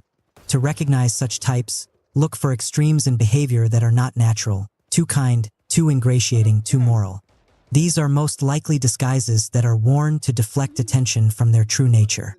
Better to be proactive and take precautionary measures the moment you feel they are trying to get into your life. Unjust situations. Sometime in the early 1850s, Abraham Lincoln came to the conclusion that the institution of slavery was the great stain on our democracy and had to be eliminated. But as he surveyed the political landscape, he became concerned. The politicians on the left were too noisy and righteous. In their fervor to promote abolition, they would polarize the country, and the slaveholders could easily exploit these political divisions to maintain their way of life for decades. Lincoln was the consummate realist. If your goal is to end an injustice, you have to aim for results, and that requires being strategic and even deceptive. To end slavery, he would be willing to do almost anything. He decided he was the politician best suited for this cause. His first step was to present a moderate front to the public in the 1860 campaign and after his election to the presidency. He gave the impression that his main goal was to maintain the Union and to gradually phase slavery out of existence through a policy of containment. When war became inevitable in 1861, he decided to lay a clever trap for the South, baiting them into an attack on Fort Sumter that would force him to declare war. This made it seem that the North was the victim of aggression. All of these maneuvers were designed to keep his support in the North relatively unified. To oppose him was to oppose his efforts to defeat the South and maintain the Union, the slavery issue slipping into the background. This unified front on his side made it almost impossible for the enemy to play political games. As the tide of the war turned in favor of the North, he gradually shifted to more radical positions, stated in the Emancipation Proclamation and his Gettysburg Address, knowing he had more leeway to reveal his real goals and act on them. Leading the North to victory in the war, he had even more room to continue his campaign. In sum, to defeat slavery, Lincoln was prepared to publicly manipulate opinion by concealing his intentions and to practice outright deceit in his political maneuverings. This required great fearlessness and patience on his part, as almost everyone misread his intentions and criticized him as an opportunist. Some still do. In facing an unjust situation, you have two options. You can loudly proclaim your intentions to defeat the people behind it, making yourself look good and noble in the process. But in the end, this tends to polarize the public. You create one hardened enemy for every sympathizer won over to the cause, and it makes your intentions obvious. If the enemy is crafty, this makes it almost impossible to defeat them. Or, if it is results you are after, you must learn instead to play the fox, letting go of your moral purity. You resist the pull to get emotional, and you craft strategic maneuvers designed to win public support. You shift your position to suit the circumstance, baiting the enemy into actions that will win you sympathy. You conceal your intentions. Think of it as war short of unnecessary violence. You are called to do whatever it takes to defeat the enemy. There is no nobility in losing if an injustice is allowed to prevail. Static situations. In any venture, people quickly create rules and conventions that must be followed. This is often necessary to instill some discipline and order. But most often these rules and conventions are arbitrary. They are based on something that was successful in the past but might have little relevance to the present. They are often instruments for those in power to maintain their grip and keep the group unified. If this goes on long enough, they become stultifying and crowd out any new ways for doing things. In such a situation, what is called for is the total destruction of these dead conventions, creating space for something new. In other words, you must be the complete lion, as bad as can be. This was how several important black jazz musicians, such as Charlie Parker, Thelonious Monk, and Dizzy Gillespie, responded to the musical conventions that had hardened in the early 1940s. From its more freewheeling earlier days, jazz had become co-opted by white performers and audiences. The sound that became popular, big band, swing, was more controlled and regimented. To make any money in the business, you had to play by the rules and perform these popular genres. But even those black musicians who followed the conventions were still paid considerably less than their white counterparts. The only way around this oppressive situation was to destroy it with a completely new sound, in this case with something that later became known as bebop. This new genre went against all the current conventions. The music was wild and improvisatory. As it became popular, it gave these musicians some space to perform on their own terms and some control over their careers. Now the static situation was broken and the field was left open to the great jazz innovations of the 1950s and 60s. In general, you must be less respectful of the rules that other people have established. They do not necessarily fit the times or your temperament. And there is great power to be had by being the one to initiate a new order. Impossible dynamics. Sometimes in life you find yourself in a negative situation that cannot be improved no matter what you do. You might find yourself working for people who are irrational. Their actions seem to serve no purpose apart from imposing their power and making you miserable. Everything you do is wrong. Or it could be a relationship in which you are constantly forced to rescue a person. This usually involves types who present themselves as weak victims in need of attention and assistance. They stir up a lot of drama around them. No matter what you do, the need to be rescued keeps recurring. You can recognize this dynamic by your emotional need to somehow solve the problem, mixed with your complete frustration in finding any kind of reasonable answer. In truth, the only viable solution is to terminate the relationship. No arguing, no bargaining, no compromising. You leave the job, there are always others. You leave the person who is tormenting you with as much finality as possible. Resist the temptation to feel any guilt. You need to create as much distance as possible so they cannot inveigle these emotions into you. They must become dead to you so you can go on with your life. Reversal of perspective. The problem with confrontational moments and why we often seek to avoid them is that they churn up a lot of unpleasant emotions. We feel personally aggrieved that someone is trying to hurt or harm us. This makes us wonder about ourselves and feel insecure. Did we deserve this in some way? If we go through a few of these unpleasant moments, we become increasingly skittish. But this is really a problem of perception. In our own inner turmoil, we tend to exaggerate the negative intentions of our opponents. In general, we take conflicts far too personally. People have problems and traumas that they carry with them from their childhood on. Most often, when they do something to harm or block us, it really is not directed at us personally. It comes from some unfinished business from the past or deep insecurities. We happen to cross their path at the wrong moment. It is essential that you develop the reverse perspective. Life naturally involves conflicting interests. People have their own issues, their own agendas, and they collide with yours. Instead of taking this personally or concerning yourself with people's intentions, you must simply work to protect and advance yourself in this competitive game, this bloody arena. Focus your attention on their maneuvers and how to deflect them. When you have to resort to something that isn't conventionally moral, it is just another maneuver you are executing in the game, nothing to feel guilty about. You accept human nature and the idea that people will resort to aggression. This calm, detached perspective will make it that much easier to design the perfect strategy for blunting their aggression. With your emotions unscathed by these battles, you will grow accustomed to them and will even take some pleasure in fighting them well. In the ring, our opponents can gouge us with their nails or butt us with their heads and leave a bruise. But we don't denounce them for it or get upset with them or regard them from then on as violent types. We just keep an eye on them, not out of hatred or suspicion, just keeping a friendly distance. We need to do that in other areas. We need to excuse what our sparring partners do and just keep our distance, without suspicion or hatred. Marcus Aurelius, Chapter 6. Lead from the front, authority. In any group, the person on top consciously or unconsciously sets the tone. If leaders are fearful, hesitant to take any risks, or overly concerned for their ego and reputation, then this invariably filters its way through the entire group and makes effective action impossible. Complaining and haranguing people to work harder has a counterproductive effect. You must adopt the opposite style. Imbue your troops with the proper spirit through your actions, not words. They see you working harder than anyone, holding yourself to the highest standards, taking risks with confidence, and making tough decisions. This inspires and binds the group together. In these democratic times, you must practice what you preach. The hustler king.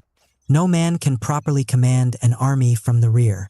He must be at the front, at the very head of the army.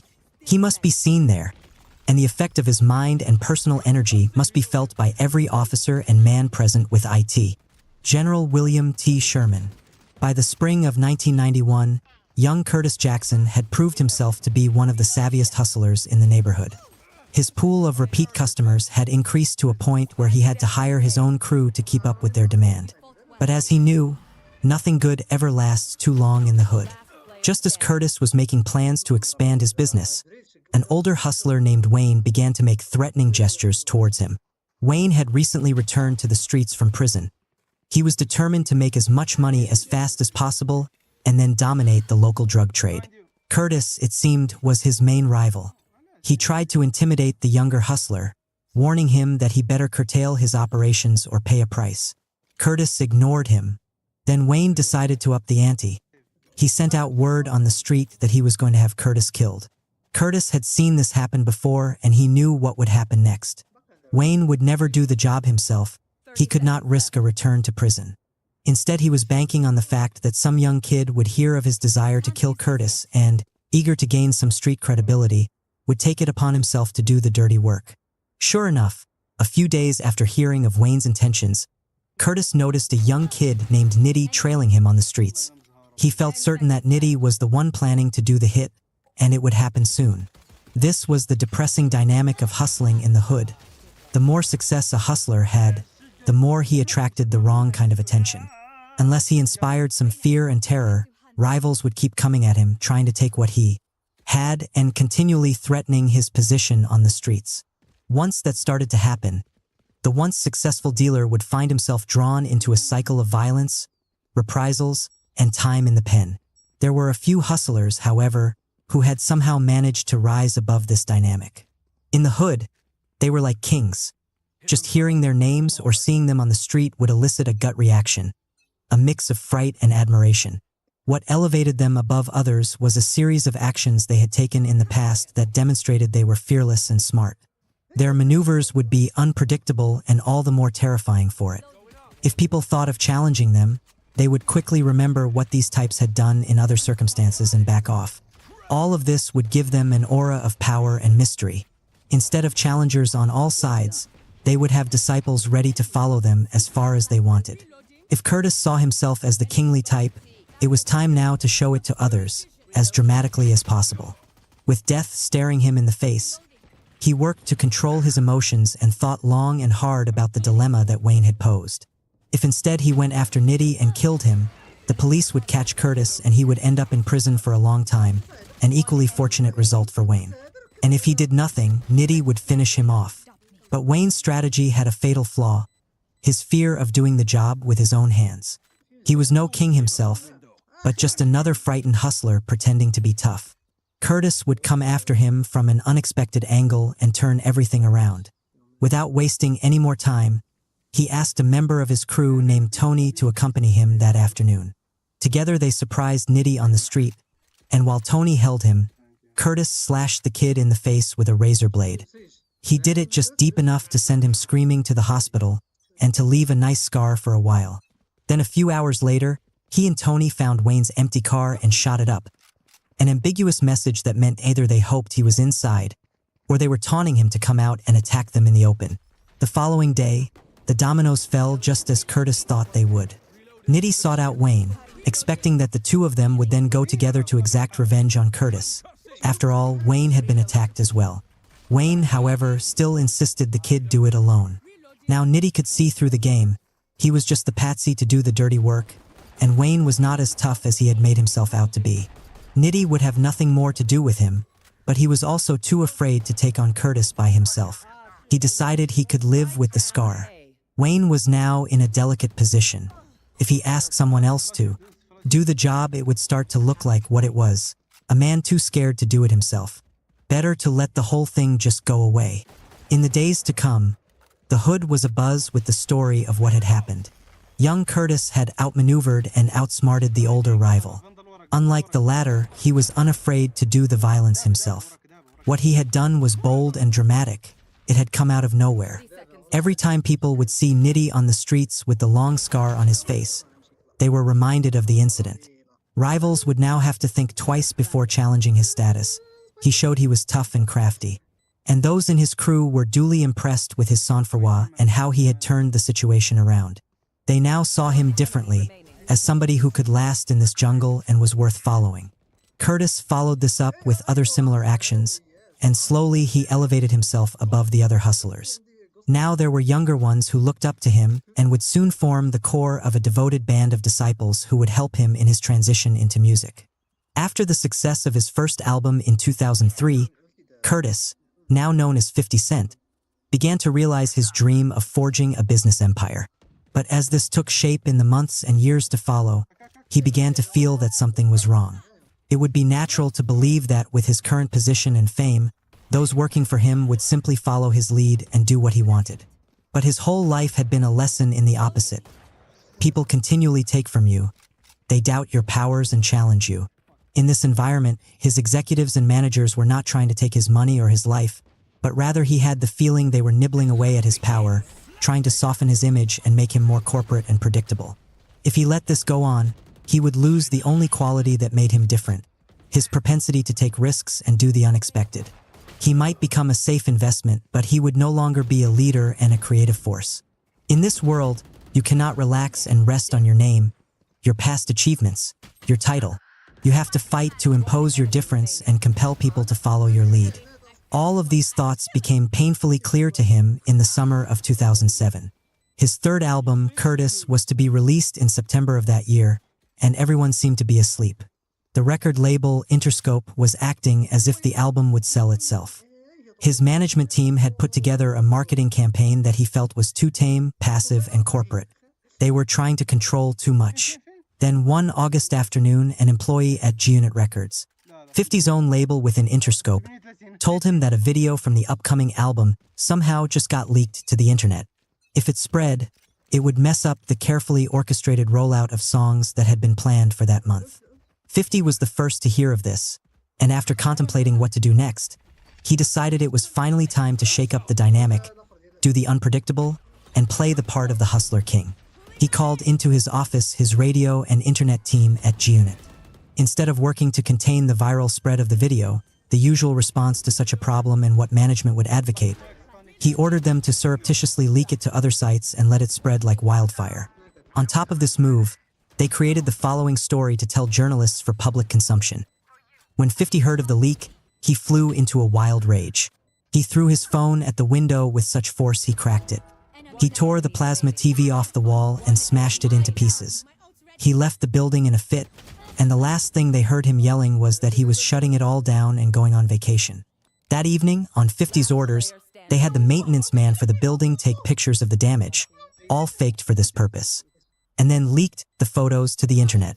They were to keep all of this a secret. Not even management was to know that this drama was completely manufactured. In the days to come, 50 watched with satisfaction as this story spread everywhere. Interscope was awakened from its slumber. Management was sent the message that he was now in command. If he refused to do any more publicity, as he had threatened, their whole campaign was doomed. They had to follow his lead here and let him set the tone for the publicity, which meant something more aggressive and fluid. Among 50's executives and employees, word spread quickly of what had supposedly happened. His reputation for being unpredictable and violent brought to life. When they now saw him in the offices, they felt a twinge of fear. Better to pay attention to what he wanted than risk witnessing his anger. And for the public, this was just the kind of story they expected from the thug rapper. Compelled their attention. They could laugh at his out-of-control antics, not realizing that it was 50, directing the drama, who would have the last laugh. The fearless approach. When I reached the top in business, I adjusted to my new position. I became bolder and crazier than before, and I listened even less to people who tried to slow me down. 50 Cent. Throughout history, we have witnessed the following pattern. Certain people stand out from the crowd because of some special skill or talent that they have. Perhaps they are masters at the political game, knowing how to charm and win the proper allies. Or maybe they have superior technical knowledge in their field. Or maybe they are the ones who initiate some bold venture that has success. In any event, these types suddenly find themselves in leadership positions, something for which their past experience and education has not prepared them. Now they are alone and on the top, their every decision and action scrutinized by the group and the public. The pressures can be intense. And what inevitably happens is that many of them unconsciously succumb to all kinds of fears. Whereas before they might have been bold and creative, now they grow cautious and conservative, aware of the heightened stakes. Secretly scared of being held accountable for the success of the group, they overdelegate, poll everyone for their opinions, or refrain from making the hard decisions. Or they become excessively dictatorial, trying to control everything, another sign of weakness and insecurity. It is the story of great senators who make lousy presidents, bold lieutenants who turn into mediocre generals, or top-level managers who become incompetent executives. And yet among the group there are inevitably a few who demonstrate the opposite. They rise to the position, displaying extraordinary leadership skills that no one had suspected were in them. We find in this group people like Napoleon Bonaparte, Mahatma Gandhi, and Winston Churchill. What links these people together is not some mysterious skill or bit of knowledge, but rather a quality of character, a temperament that reveals the essence of the art. They are fearless. They do not shrink from making the hard decisions by themselves. Instead, they seem to relish such responsibility. They do not suddenly become more conservative, but in fact show a propensity for bold action. They exhibit tremendous grace under fire. Such types come to understand in various ways that a leader has a unique power that generally goes untapped. Any group tends to assume the spirit and energy of the person on top. If that person is weak and passive, then the group tends to splinter into factions. If such leaders lack confidence, their insecurities tend to filter their way down the line. Their nervous, fretful moods put everyone on edge. But there is always the opposite possibility. A leader who is audacious, out in front, and setting the tone and agenda for the group sparks a higher energy level and confidence. Such a person on top does not need to yell or push people around. Those below want to follow his or her lead because it is strong and inspiring. In war, where leadership skills are more immediately apparent and necessary because lives are at stake, we can distinguish two leadership styles, from behind or from the front. The former type of general likes to stay in his tent or headquarters and bark out orders, feeling that having such distance makes it easier to command. This style can also mean involving lieutenants and other generals in important decisions, choosing to lead by committee. In both cases, the commander is trying to hide himself from scrutiny, accountability, and danger. The greatest generals in history, however, are invariably those who lead from the front and by themselves. They can be seen by the troops at the head of the army, exposing themselves to the same fate as any foot soldier. The Duke of Wellington said that the mere appearance of Napoleon Bonaparte at the head of his army translated into the equivalent of an additional 40,000 men. A kind of electrical charge passes through the troops. He is sharing in their sacrifices, leading by example. It has almost religious connotations. We notice the same two styles in business and politics as well. The executives who lead from behind will always try to disguise it as a virtue, the need for secrecy, or their desire to be more fair and democratic. But it really stems from fear, and it invariably leads to a lack of respect from those below. The opposite style, leading from the front and by example, has the same power in the office as it does on the battlefield. Leaders who work harder than anyone else, who practice what they preach, who are not afraid to be accountable for tough decisions or to take risks, will find they have created a well of respect that will pay great dividends down the road. They can ask for sacrifices, punish troublemakers, and make occasional mistakes, all without facing the usual grumbling and doubts. They don't have to yell, complain, and force their men and women to follow. People do so willingly. In urban environments such as Southside Queens, respect is an extremely important issue. In other places, your background, education, or resume might lend you some authority and credibility, but not in the hood. There, everyone starts from zero. To gain respect from your peers, you must repeatedly prove yourself. People are constantly prone to doubting your abilities and your power. You must show again and again that you have what it takes to thrive and to last. Big words and promises mean nothing. Only actions carry weight. If you are authentic, as tough as you seem to be, then you will earn the respect that will make people back off and make your life that much easier. This should be your perspective as well. You start with nothing in this world. Any titles, money, or privilege you inherit are actually hindrances. They delude you into believing you are owed respect. If you continue to impose your will, because of such privileges, people will come to disdain and despise you. Instead, only your actions can prove your worth. They tell people who you are. You must imagine that you are continually being challenged to show that you deserve the position you occupy. In a culture full of fakery and hype, you will stand out as someone authentic and worthy of respect. The greatest leaders in history all inevitably learned by experience the following lesson. It is much better to be feared and respected than to be loved. As a prime example, look at the film director John Ford, the man behind some of the greatest films in Hollywood history. The task of film directors can be particularly difficult. They have to deal with large crews, actors with their delicate egos, and dictatorial producers who want to meddle every step of the way, all the while being under extreme time limits and with large amounts of money at stake. The tendency for directors is to give ground on these various battlefields, to placate and cajole the actors, to let the producers have their way here and there, to gain some cooperation by being pleasant and likable. Ford was by nature a sensitive and empathetic man, but he learned that if he revealed this side of his personality, he quickly lost control over the final product. The actors and producers would begin to assert themselves, and the film would lose any sense of cohesion. He noticed that the notoriously nice directors never really lasted very long. They were pushed around and their films were lousy. Early on in his career, he decided he would have to forge a kind of mask for himself, that of a man who was implacable and even a bit frightening. On the set, he made it clear he was not the usual prima donna director. He would work longer hours than anyone. If they were filming on some location with harsh conditions, he would sleep in a tent like everyone else and share their bad food.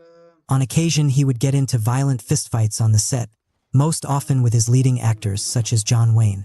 These fights were not for show. They were bruising, and he engaged in them with all his strength, making the actors fight back with equal force. This would set a tone. An actor would tend to feel embarrassed by engaging in his usual prissy behavior and ego tantrums. Everyone was treated the same. Even the Archduke of Austria, trying to carve out a career as a Hollywood actor, was yelled at and pushed into a ditch by Ford himself. He had a unique way of directing actors. He would say only a few well-chosen words about what he wanted from them. Then, if they did the wrong thing on the set, he would brutally humiliate them in front of everyone. They quickly learned they had to pay attention to the few words he spoke and to his body language on the set, which would often tell more. They had to raise their levels of concentration and bring even more of themselves into the part. Once, when the famous producer Samuel Goldwyn visited the set, he told Ford he just wanted to watch him work, a producer's way of spying and applying pressure. Ford didn't say a word. The next day, however, he visited Goldwyn in his office and just sat silently in the chair by Goldwyn's desk, glaring at him. After a while, Goldwyn, exasperated, asked him what he was doing. He just wanted to watch Goldwyn work, Ford answered. Goldwyn never visited him again on the set and quickly learned to give him his space. All of this had a strange and paradoxical effect on the cast and crew. They came to love working for John Ford and would die to gain a place among his exclusive team of return staff. His standards were so high it forced them to work harder. He made them superior actors and technicians. An occasional nice gesture or compliment on his part carried double the weight and would be remembered for a lifetime. The end results of his tough and unforgiving manner was that he managed to maintain a higher degree of control over the final product than most other directors, and his films were consistently of the highest quality. Nobody dared to challenge his authority, and he lasted in Hollywood as the king of westerns and action films for well over 40 years. An unprecedented achievement in the industry. Understand, To be a leader often requires making tough choices, getting people to do things against their will. If you have chosen the soft, pleasing, compliant style of leadership, out of fear of being disliked, you will find yourself with less and less room to compel people to work harder or make sacrifices. If you suddenly try to be tough, they often feel wounded and personally upset. They can move from love to hate. The opposite approach yields the opposite result. If you build a reputation for toughness and getting results, people might resent you, but you will establish a foundation of respect. You are demonstrating genuine qualities of leadership that speak to everyone. Now, with time and a well-founded authority, you have room to back off and reward people, even to be nice. When you do so, it will be seen as a genuine gesture, not an attempt to get people to like you, and it will have double the effect. Keys to fearlessness. For it is a general rule of human nature that people despise those who treat them well and look up to those who make no concessions. Thuridides. Thousands of years ago, our most primitive ancestors formed groups for power and protection. But as these groups got larger, they encountered a problem with human nature that plagues us to this day. Individuals have different levels of talent, ambition, and assertiveness. Their interests do not necessarily converge on all points. When it comes to the important decisions upon which the fate of the tribe hangs, the members will often think of their own narrow agendas. A group of humans is always on the verge of splintering into a chaos of divergent interests. For this purpose, leaders were chosen to make the hard decisions and end all the dissension. But the members of the tribe would inevitably feel ambivalence towards their leaders. They saw the necessity for them and the respect that should be paid to their authority, but they feared that their chieftains and kings would accumulate too much power and oppress them. They often wondered why this particular person or family deserved such a lofty position. In many ancient cultures, the king was ritually put to death after a few years to ensure he would not turn into an oppressor. In more advanced ancient civilizations, there were constant rebellions against those in power, much more intense and numerous than anything we have known in the modern era.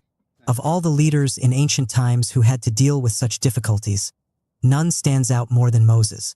He had been chosen by God to lead the Hebrews out of slavery in Egypt and to the Promised Land. Although the Hebrews suffered in Egypt, they had relative security. Moses wrested them from this predictable life and set them to wander for 40 years in the wilderness, where they were plagued by a lack of food, shelter, and basic comforts. They constantly doubted Moses and even came to hate him, some plotting to kill him as the king who needed to be sacrificed. They saw him as an oppressor and madman. To aid his cause, God would perform regular miracles to show that Moses was chosen and blessed. But these miracles were quickly forgotten, and the Hebrews kept resorting to their endless complaining and recalcitrance. To overcome the seemingly impossible obstacles in his path, Moses resorted to a unique solution. He united the 12 constantly divided tribes around a single, simple cause, one God to worship, and the attainable goal of reaching the Promised Land. He was not there for power or glory, but merely to lead them to this much-desired goal. Moses could not afford to absent himself for a day or two, or to ease up on his leadership. The tribes were continually prone to doubt him and forget the larger picture, the reason for their suffering. The Hebrew word for lead means to be out in front, to drive. He had to be out there constantly in the vanguard, unifying them around his vision of the Promised Land. This meant being ruthless with internal dissenters, putting whole families to death that stood in the way of the larger cause. In essence, Moses learned to play a role for the Hebrews, the man who is possessed of a vision from God, indomitable in spirit, and acting for the greater good. A normal tribe member would have to ask him or herself if this promised land was not something that existed merely in Moses's mind. But the force of his conviction and the determination to lead people to the promised land made it hard to doubt him. He had to play this role to the hilt to convince them his top position was legitimate and sanctioned by God. His ability to lead such a fractious group for some 40 years has to be considered the greatest masterpiece of leadership in history. We moderns believe we have moved far beyond our primitive tribal origins. After all, we live in a secular, rational world. A leader today needs to possess certain technical and managerial skills. But 3,000 years of civilization have not altered human nature, and in fact, the endless difficulties that plagued such leaders as Moses have become only more acute. Whereas before we humans might think first of the tribe, we now think primarily of ourselves, our careers, and our narrow interests. Office politics is the extreme endpoint of this trend. We are now more distracted than ever, with thousands of bits of information competing for our attention in the course of a day. This makes us less patient and capable of seeing the larger picture. If we were being led out of slavery, we would not be able to focus on the promised land for more than a few minutes. We are much more skeptical when it comes to those in authority. We still feel the ancient ambivalence towards rulers. Instead of sacrificing them, we feed them to the press and secretly gloat in their downfall. To be a leader now means overcoming these aspects of human nature while still seeming to be fair and decent, an almost impossible task. At the same time, however, people feel this division and selfishness as a depressing phenomenon. They desperately want to believe in a cause, to work for the greater good, to follow a leader who imbues them with a sense of purpose. They are more than receptive to the kind of quasi-religious leadership that Moses embodies. As the one on top, you must rid yourself of your modern prejudices, your fetishism of technical means. To be a leader still means that you are playing a role, out in front, fearlessly driving the group forward. If you fail to unify the group around some glorious cause, some equivalent of the promised land, then you will find that you are having to push and pull your followers who are constantly splitting up into factions. Instead, you must assume a prophetic air, as if you were merely chosen to lead them towards some higher goal. You are compelling them to follow on their own, making less a show of personal power and more a demonstration of the cause that unites them all. This will give you the proper authority to lead and an aura of power. To master the art of leadership, you must see yourself as playing certain parts that will impress your disciples and make them more likely to follow you with the necessary enthusiasm. The following are the 4 main roles you must learn to perform. The visionary. By the beginning of the 20th century, Thomas Alva Edison was seen as America's preeminent inventor and scientist.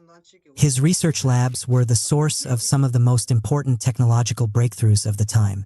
But the truth is that Edison himself had only a few months of formal education and was not really a scientist at all. Instead, he was a mix of visionary, strategist, and shrewd businessman. His method was simple. He scoured the globe, looking at all of the latest advances in science and technology. With his understanding of business and the latest social trends, he thought long and hard about how some of these advances could be translated into products with great commercial appeal that could transform how people lived, electricity lighting up cities, improved telephones altering the course of commerce, motion pictures entertaining the masses. He would then hire the best minds in these fields to bring to life his ideas. Every product that came through his lab was inevitably stamped with Edison's particular vision and sense of marketing. Understand, a group of any size must have goals and long-term objectives to function properly. But human nature serves as a great impediment to this. We are naturally consumed by immediate battles and problems. We find it very difficult, if not unnatural, to focus with any depth on the future. Thinking ahead requires a particular thought process that comes with practice. It means seeing something practical and achievable several years down the road and mapping out how this goal can be achieved. It means thinking in branches, coming up with several paths to get there, depending on circumstances. It means being emotionally attached to this idea, so that when 1,000 distractions and interruptions seem to push you off course, you have the strength and purpose to keep at it. Without one person on top who charts the way to this larger goal, the group will wander here and there, grasping at schemes for quick money, or be moved by the narrow political aspirations of one member or another. It will never accomplish anything great. You, as the leader, are the only bulwark against this endless wandering. You must have the strength to stamp the group with your own personality and vision, giving it a core and an identity. If you lose sight of the larger picture, then only bad things will ensue. You must play this visionary role with some dramatic flair, like Edison, who was a consummate performer and promoter. He would give dazzling presentations of his ideas and stage events to get on the front page of newspapers. Like Moses describing the promised land, he could paint an alluring picture of the future that his inventions would help create. This drew in money from investors and inspired his researchers to work even harder. Your own level of excitement and self-belief will convince people that you know where you are going and should be followed. The unifier. When Louis XIV began ruling France in 1661, he inherited an almost impossible situation. The feudal dukes and lords of France maintained tight control over their various realms. Recent ministers, such as the Duc de Richelieu and Cardinal Mazarin, had made most of the important decisions that lay outside the control of the lords. The king had been mostly a figurehead, presiding over a deeply fractured country whose power in Europe had been on the decline for quite some time. Louis was determined to reverse all of this, and his method was powerful and dramatic. At first he kept his intentions to himself, and then suddenly he announced to one and all that he would not appoint a minister to run the country. From now on that would be his task. Next, he ordered the aristocracy to take up residence in the Palace of Versailles that he had recently constructed. The closer they lived to him in the palace, the more influence they would have. If they remained in their duchies to conspire against him, they would find themselves isolated from the new center of power he had created. His most brilliant maneuver, however, was the most subtle one of all. He created a cause for the French people to believe in the greatness and glory of France itself, which had as its mission to be the center of civilization and refinement, the model for all of Europe. For this purpose, he led the country into various wars to extend France's political might. He became the preeminent patron of the arts, making France the cultural envy of Europe. He created impressive spectacles to delight and distract the public from his power moves. The nobility were not fighting for Louis but for the greatness of the nation. In this way, he transformed a deeply divided, almost chaotic country into the supreme power of Europe. Understand, the natural dynamic of any group is to splinter into factions. People want to protect and promote their narrow interests, so they form political alliances from within. If you force them to unite under your leadership, stamping out their factions, you may take control, but it will come with great resentment. They will naturally suspect you are increasing your power at their expense. If you do nothing, you will find yourself surrounded by lords and dukes who will make your job impossible. A group needs a centripetal force to give it unity and cohesion, but it is not enough to have that be you and the force of your personality. Instead, it should be a cause that you fearlessly embody. This could be political, ethical, or progressive. You are working to improve the lives of people in your community, for instance. This cause elevates your group above others. It has a quasi-religious aura to it, a kind of cult feeling. Now, to fight or doubt you from within is to stand against this cause and seem selfish. The group, infused with this belief system, will tend to police itself and root out troublemakers. To play this role effectively, you must be a living example of this cause, much as Louis exemplified the civilizing power of France in his own carefully crafted behavior. The role model. You cannot control a large group on your own. You will turn into a micromanager or dictator, making yourself exhausted and hated.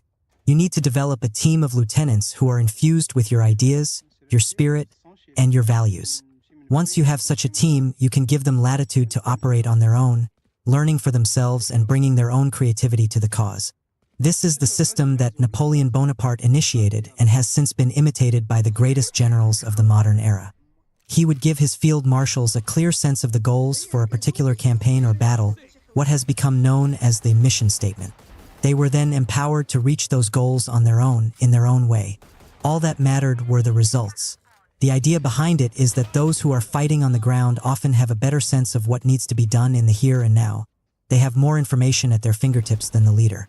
With a degree of trust in their decisions, they can operate fast and feel more engaged in the execution of the war. This revolutionary system allowed Napoleon's army to move with greater speed and to cultivate a team of highly experienced and brilliant field marshals. And it took great courage on his part to trust in them and not try to control everything on the battlefield. Operating with a mission statement is an effective way of softening your image and disguising the extent of your power. You are seen as more than just a leader. You are a role model, instructing, energizing, and inspiring your lieutenants. In crafting this team, look for people who share your values and are open to learning. Do not be seduced by a glittering resume. You want them near you to absorb your spirit and ways of doing things. Once you feel they have the proper training, you must not be afraid to let go of the reins and give them more independence. In the end, this will save you much energy and allow you to continue focusing on the greater strategic picture. The bold knight. Every group has a kind of collective energy, and on its own this will tend towards inertia. This comes from people's powerful desires to keep things comfortable, easy, and familiar. Over time, in any group, conventions and protocol will assume greater importance and govern people's behavior. The larger the group, the more conservative it will tend to become, and the greater this force of inertia. The paradox is that this defensive, passive posture has a depressing effect on morale, much like sitting in one place for too long will lower your spirits. More than likely, you rose to the top by virtue of your boldness and desperate desire to get ahead.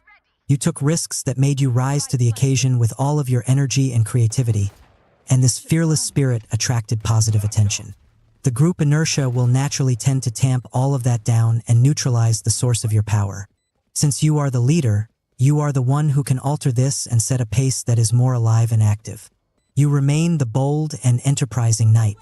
You force yourself to initiate new projects and domains to conquer. You take proactive measures against possible dangers on the horizon. You seize the initiative against your rivals. You keep your group marching and on the offensive. This will excite them and give them a feeling of movement. You are not taking unnecessary risks, but simply adding a dash of aggression to your normally staid group. They become used to seeing you out in front and grow addicted to the excitement you bring with each new campaign. Reversal of perspective.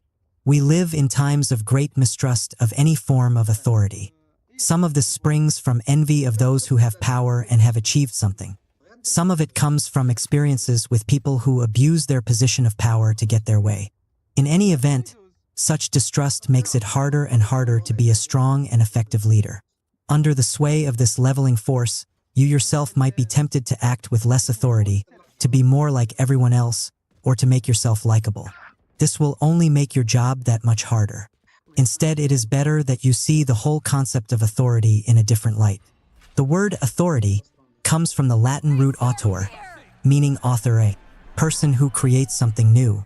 This could be a work of art, a new way of operating in the world, or new values. The health of any society depends on those who infuse it with such innovations. These works or actions by individuals give them credibility and authority to do more. The great Roman general Scipio Africanus the Elder invented a whole new style of warfare in the campaign against Hannibal that was tremendously successful. This gave him the authority to lead the campaign itself and later to launch a political career. For the Romans, if you simply acted as if your position entitled you to certain powers, you lost your authority. You were no longer an author, a contributor, but a passive consumer of power. As a leader, this is how you must view yourself as well. You are an author creating a new order, writing a new act in some drama. You never rest on your laurels or past achievements. Instead, you are constantly taking action that moves the group forward and brings positive results. That record speaks for itself. Despite the spirit of the times, people have a secret yearning to be guided by a firm hand, by someone who knows where they are going. It is distressful to always feel distracted and wandering. The members of your group will give you the respect and authority you require if you earn it as an author and creator. In the end, if people mistrust and resist your authority, you really have only yourself to blame.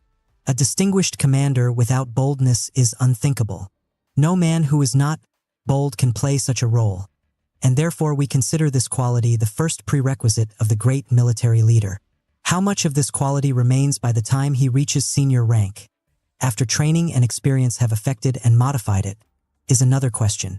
The greater the extent to which it is retained, the greater the range of his genius. Karl von Clausewitz. Chapter 7. Know your environment from the inside-out connection. Most people think first of what they want to express or make, then find the audience for their idea. You must work the opposite angle, thinking first of the public. You need to keep your focus on their changing needs, the trends that are washing through them. Beginning with their demand, you create the appropriate supply. Do not be afraid of people's criticisms. Without such feedback, your work will be too personal and delusional. You must maintain as close a relationship to your environment as possible, getting an inside feel for what is happening around you. Never lose touch with your base. Hood economics. I knew that the ghetto people knew that I never left the ghetto in spirit, and I never left it physically any more than I had to. I had a ghetto instinct. For instance, I could feel if tension was beyond normal in a ghetto audience, and I could speak and understand the ghetto's language. Malcolm X. Starting out as a drug dealer at the age of 12, Curtis Jackson faced an unfamiliar world that contained all kinds of dangers. The business side of hustling was relatively easy to figure out. It was the people, the various actors in the game, the rival hustlers, the big-time dealers, the police who could be tricky. But strangest and most impenetrable of all was the world of the drug users themselves, the clientele upon which his business depended. Their behavior could be erratic and even downright frightening. With rival hustlers and the police, Curtis could get inside their way of thinking because they all operated with a degree of rationality. But the drug fiends seemed to be dominated by their needs, and they could turn unfriendly or violent at any moment. Many dealers developed a kind of phobia of the fiends. They saw in them the weaknesses and dependence that could befall anyone who succumbed to addiction. The hustler relies on his razor-sharp mind. To even flirt with drug use could destroy such power and lead him down the slippery slope towards dependence. If he was around the fiends too much, he could become a user himself. Curtis understood this and kept his distance from them, but this aspect of hustling bothered him. On one particular occasion, the fiends were suddenly avoiding him and he could not figure out why. All he knew was that he could not sell a batch of drugs that he had on consignment. Under such an arrangement, a higher-up source or connect had given him the drugs for free. Once he sold the entire lot, he would return a specified amount of the earnings to the connect and keep the rest as profit. But in this instance, it looked like he would not make nearly enough to pay back the connect. That could prove damaging to his reputation and lead to all kinds of trouble. He might have to steal to get the money. Feeling somewhat desperate, he went into full hustling mode, working night and day, offering all kinds of discounts, whatever it took to unload the drugs. He managed to make back just enough, but it was a close call. Perhaps the quality of the batch he was selling was inferior, but how could he tell beforehand, and how could he prevent this from happening again and again?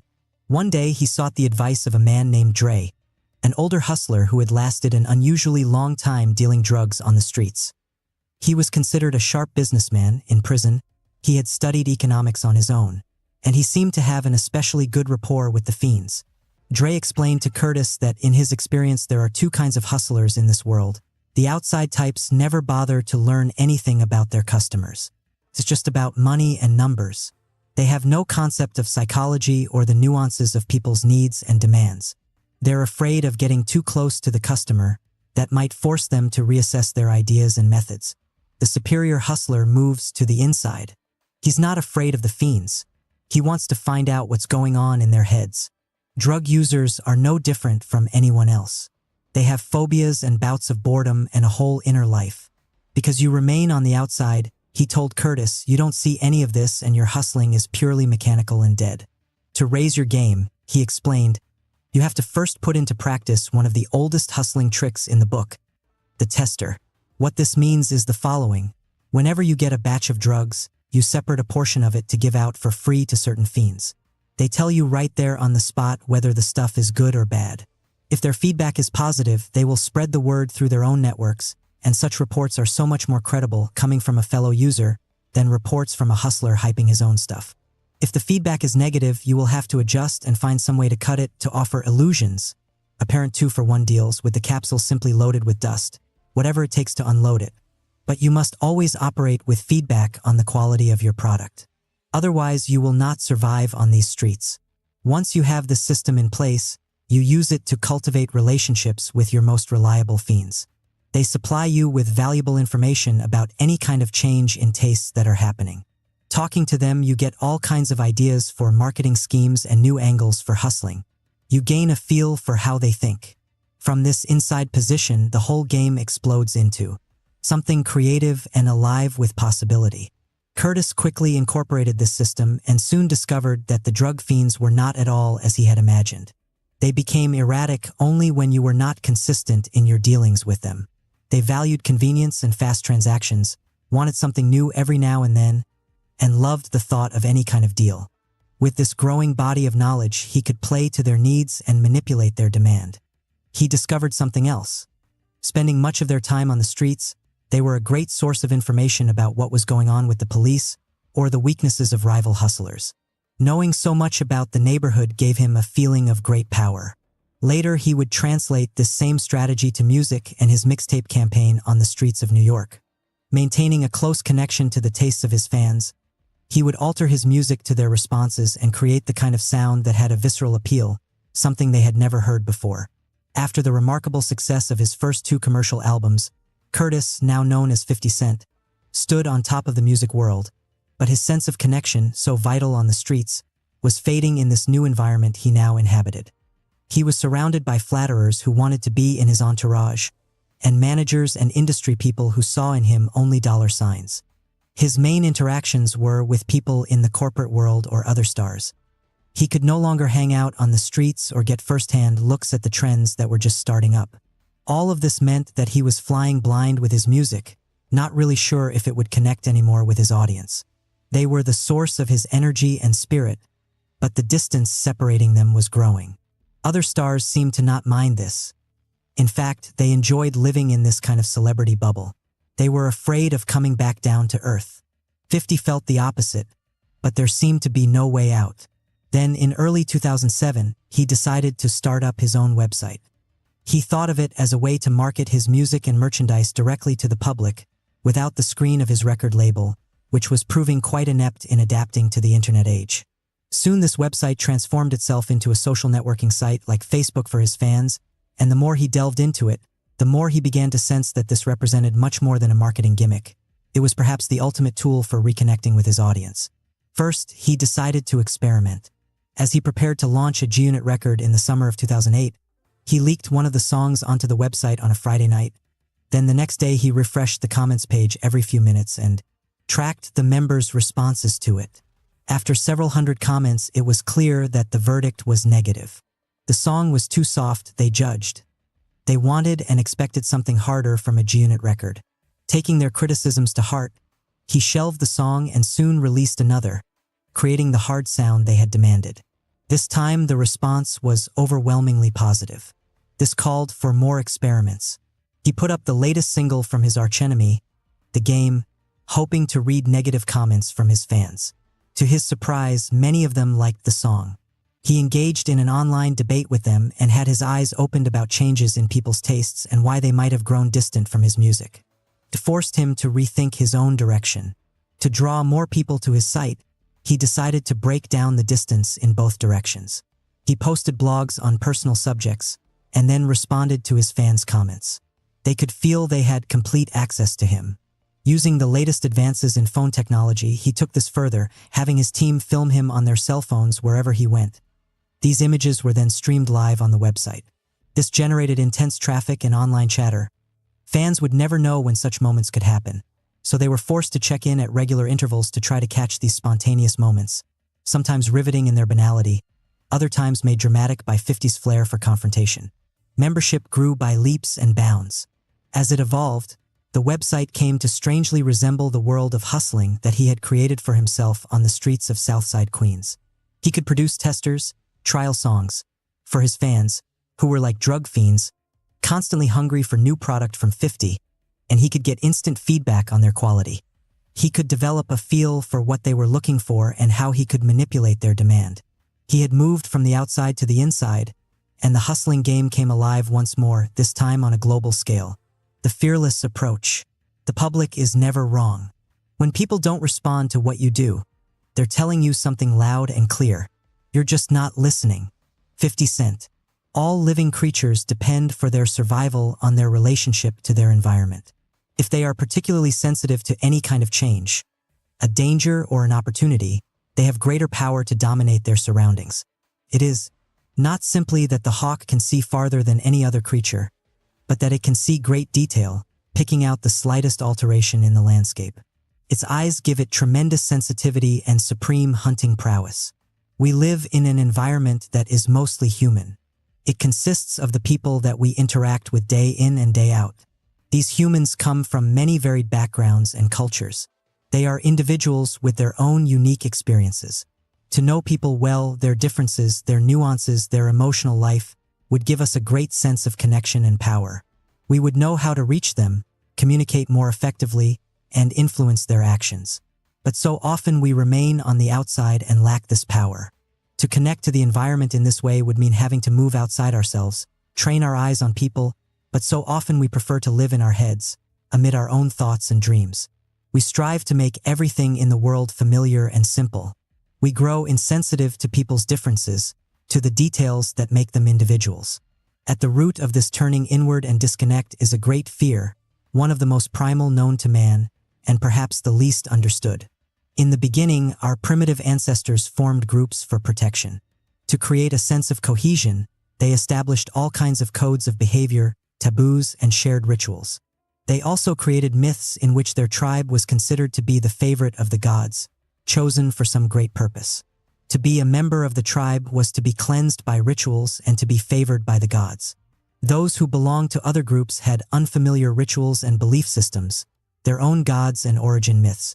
They were not clean. They represented the other, something dark, threatening, and a challenge to the tribe's sense of superiority. This was part of our psychological makeup for thousands upon thousands of years. It transformed itself into a great fear of other cultures and ways of thinking. For Christians, this meant all heathens. And despite millennia of civilization, it lives on within us to this day, in the form of a mental process in which we divide the world into what is familiar and unfamiliar, clean and unclean. We develop certain ideas and values. We socialize with those who share those values, who form part of our inner circle, our clique. We form factions of rigid beliefs on the right, on the left, for this or for that. We live in our heads with the same thoughts and ideas over and over, cocooned from the outside world. When we are confronted with people or individuals who have different values and belief systems, we feel threatened. Our first move is not to understand them but to demonize them, that shadowy other. Alternatively, we may choose to look at them through the prism of our own values and assume they share them. We mentally convert the other into something familiar. They may come from a completely different culture, but after all, they must want the same things we do. This is a failure of our minds to move outward and understand, to be sensitive to nuance. Everything must be white or black, clean or unclean. Understand, the opposite approach is the way to power in this world. It begins with a fundamental fearlessness. You do not feel afraid or affronted by people who have different ways of thinking or acting. You do not feel superior to those on the outside. In fact, you are excited by such diversity. Your first move is to open up your spirit to these differences, to understand what makes the other tick, to gain a feel for people's inner lives, how they see the world. In this way, you continually expose yourself to wider and wider circles of people, building connections to these various networks. The source of your power is your sensitivity and closeness to this social environment. You can detect trends and changes in people's tastes well before anyone else. In the hood, conditions are more crowded than elsewhere. People with all kinds of different psychologies are constantly in your face. Any power you have depends on your ability to know everything that is going on around you, to be sensitive to changes, aware of the power structures that are imposed from without and within. There is no time or room to escape to some inner dreamland. You have a sense of urgency to stay connected to the environment and the people around you. Your life depends on it. We now live in similar conditions. All kinds of people of divergent cultures and psychologies are thrown together. But because we live in a society of more apparent abundance and ease, we lack that sense of urgency to connect to other people. This is dangerous. In such a melting pot as the modern world, with people's tastes changing at a faster pace than ever before, our success depends on our ability to move outside ourselves and connect to other social networks. At all costs, you need to continually force yourself outward. You must reach a point where any sense of losing this connection to your environment translates into a feeling of vulnerability and peril. In the end, this primal fear of ours translates into a mental infirmity, the closing of the mind to any ideas that are new and unfamiliar. The fearless types in history learn to develop the opposite. An open spirit, a mind that is constantly learning from experience. Look at the example of the great British primatologist Jane Goodall, whose field research revolutionized our ideas on chimpanzees and primates. Prior to Goodall's work, scientists had established certain accepted ideas on how to do research on animals such as chimpanzees. They were mostly to be studied in cages under very controlled circumstances. On occasion, primatologists would research them in the wild. They would come up with various tricks to lure the chimpanzees closer to them, while remaining hidden behind some kind of protective screen. They would conduct experiments by manipulating the animals and noting their responses. The goal was to come up with general truths about chimpanzee behavior. Only by keeping their distance from the animals could the scientists study them. Goodall did not have any formal training in the sciences when she arrived in 1960 in what is now known as Tanzania to study chimpanzees in the wild. Operating totally on her own, she devised a radically different means of research. The chimps lived in the remotest parts of the country and were notoriously shy. She tracked them from a distance, patiently working to gain their trust. She dressed inconspicuously and was careful to not look them in the eye. When she noticed they were uncomfortable with her being in the area, she moved away or acted like a baboon that was merely there digging for insects. Slowly, over the course of several months, she was able to move closer and closer. Now she could begin to identify individual chimps that she kept seeing. She gave them names, something scientists had never done before. They had always been designated by numbers. With these names, she could begin to detect subtle nuances in their individual behavior. They had different personalities, like humans. After nearly a year of this patient seduction, the chimps began to relax in her presence and allow her to interact with them, something no one had ever achieved before in the history of studying primates in the wild. This took a tremendous degree of courage, as chimpanzees were considered the most volatile of the primates, more dangerous and violent than gorillas. As she interacted with them more and more, she noticed a change in herself as well. "I think my mind works like a chimp's, subconsciously," she wrote a friend. She felt this because she had developed an uncanny ability to find them in the forest. Now, gaining access to them, she took note of several phenomena that belied the accepted data on chimpanzee behavior. Scientists had cataloged the animals as vegetarians. She observed them hunting and eating monkeys. Only humans were considered capable of making and using tools. She saw them crafting elaborate instruments to catch insects for food. She saw them engage in bizarre dance rituals during a rainstorm. She later observed a horrific war that went on for 4 years between rival packs. She cataloged some rather strange Machiavellian behavior among the males who fought for supremacy. All in all, she revealed a degree of variety in their emotional and intellectual lives that altered the concept not only of chimpanzees but also of all primates and mammals. This has great application beyond the realms of science. Normally, when you study something, you begin with certain preconceived notions about the subject. Because scientists had come to believe that chimpanzees had a limited range of behavior, that is all that they saw, missing the much more complex reality. Your mind begins the process in a closed state, not really sensitive to difference and nuance. You are afraid of having your assumptions challenged. Instead, like Goodall, you must let go of this need to control and narrow your field of vision. When you study an individual or a group, your goal is to get inside their minds, their experiences, their way of looking at things. To do this, you must interact with them on a more equal plane. With this open and fearless spirit, you will discover things no one had suspected before. You will have a much deeper appreciation for the targets of your actions or the public you are trying to reach. And with such understanding will come the power to move them. Keys to fearlessness. Few people have the wisdom to prefer the criticism that would do them good to the praise that deceives them. François de la Rochefoucauld. In the work that we produce for business or for culture, there is always a telling moment, when it leaves our hands and reaches the public for which it was intended. In that instant, it ceases to be something that was in our heads. It becomes an object that is judged by others. Sometimes this object connects with people in a profound way. It strikes an emotional chord, resonates, and has warmth. It meets a need. Other times it leaves people surprisingly cold. In our minds, we had imagined it having a much different effect. This process can seem rather mysterious. Some people seem to have a knack for creating things that resonate with an audience. They are great artists, politicians with the popular touch, or business people who are endlessly inventive. Sometimes we ourselves produce something that works, but we fail to understand why, and lacking this knowledge, we cannot reproduce our success. There is an aspect to this phenomenon, however, that is explicable. Anything we create or produce is for a public large or small, depending on what we do. If we are the type that lives mostly in our heads, imagining what the intended public will like, or not even caring, this spirit is reproduced in the work itself. It is disconnected from the social environment. It is a product of a person who is wrapped up in him or herself. If, on the other hand, we are deeply connected to the public, if we have a profound sense of their needs and wants, then what we make tends to resonate. We have internalized the way of thinking and feeling of our audience, and it shows in the work. The great Russian writer Fyodor Dostoevsky had almost 2 separate parts to his career. In the first, he was a socialist who interacted mostly with other intellectuals. His novels and stories were relatively successful.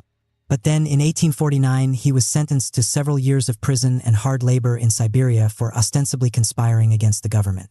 There, he suddenly discovered that he hadn't known the Russian people at all. In prison, he was thrown in among the dregs of society.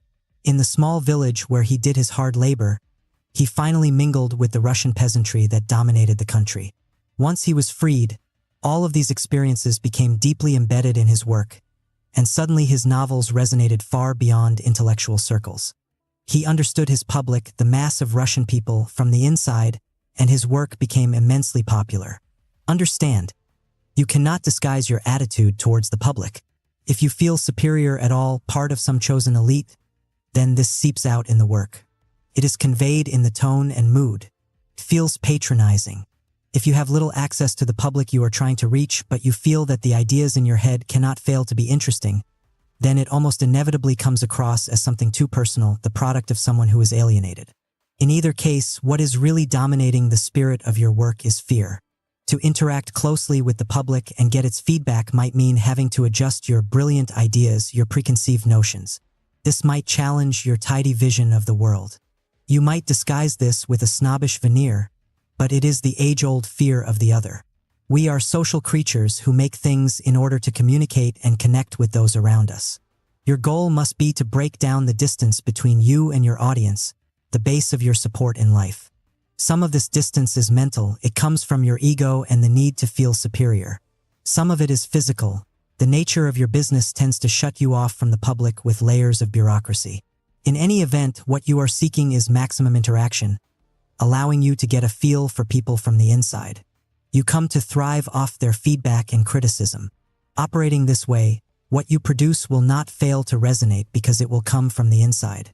This deep level of interaction is the source of the most powerful and popular works in culture and business, and a political style that truly connects. The following are 4 strategies you can use to bring yourself closer to this ideal. Crush all distance. The French artist Henri de Toulouse-Lautrec came from one of the oldest aristocratic bloodlines in France, but from early on he felt estranged from his family. Part of this came from his physical handicap. His legs had stopped growing at the age of 14, giving him a dwarfish appearance. Part of it came from his sensitive nature. He turned to painting as his only interest in life, and in 1882, at the age of 18, he moved to Paris to study with a famous artist whose studio was in Montmartre, the bohemian and somewhat seedy part of the city. There Toulouse-Lautrec discovered a whole new world, the cafes and dance halls frequented by prostitutes, con artists, dancers, street performers, and all the shady characters who found themselves drawn to this quartier.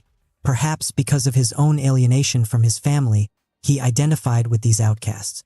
And slowly he began to immerse himself deeper and deeper in the social life of Montmartre. He befriended the prostitutes and hired them as models, seeking to capture the essence of their lives on canvas. He returned to the dance halls often and sketched while he watched. He drank with the criminal types and the anarchist agitators who passed through the neighborhood. He absorbed every aspect of this world, including the habits of the rich people who came to the area for entertainment and to slum it.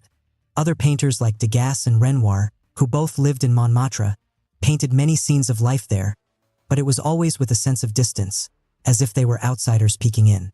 Toulouse-Lautrec was more of an active participant, and as his drawings and paintings began to reflect this immersion, his work drew more attention from the public.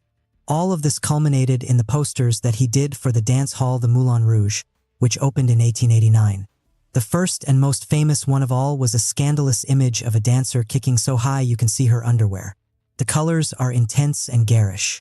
But strangest of all is the kind of flat space he created, which gives viewers the sensation that they are there on stage with the performers, in the middle of all the activity and bright lights. No one had created anything quite like it before. When the poster was placed all over the city, people were mesmerized by the image. It seemed to vibrate with a life of its own. More and more posters followed of all the figures in the Moulin Rouge whom he came to know on intimate terms, and an entire new aesthetic was forged around his complete, democratic mingling with his subjects. His work became immensely popular. Understand, in this day and age, to reach people you must have access to their inner lives, their frustrations, aspirations, resentments. To do so, you must crush as much distance as possible between you and your audience. You enter their spirit and absorb it from within. Their way of looking at things becomes yours, and when you recreate it in some form of work, it has life. What shocks and excites you will then have the same effect on them. This requires a degree of fearlessness and an open spirit. You are not afraid to have your whole personality shaped by these intense interactions. You assume a radical equality with the public, giving voice to people's ideas and desires. What you produce will naturally connect in a deep way. Open informal channels of criticism and feedback. When Eleanor Roosevelt entered the White House as the First Lady in 1933, it was with much trepidation. She had a disdain for conventional politics and for the kind of cliquish attitude it fostered. In her mind, her husband's power would depend on his connection to the people who had elected him. To get out of the depression, the public had to feel engaged in the struggle, not merely be seduced by speeches and programs. When people feel involved, they bring their own ideas and energy to the cause. Her fear was that the bureaucratic nature of government would swallow up her husband. He would come to listen to his cabinet members and experts. His contact with the public would be relegated to formal channels such as reports, polls, and studies. This isolation would spell his doom, cutting him off from his base of support. Denied an official position within the administration, she decided to work to create informal channels to the public on her own. She traveled all over the country, to inner cities and remote rural towns, listening to people's complaints and needs. She brought many of these people back to meet the president to give him first-hand impressions of the effects of the New Deal.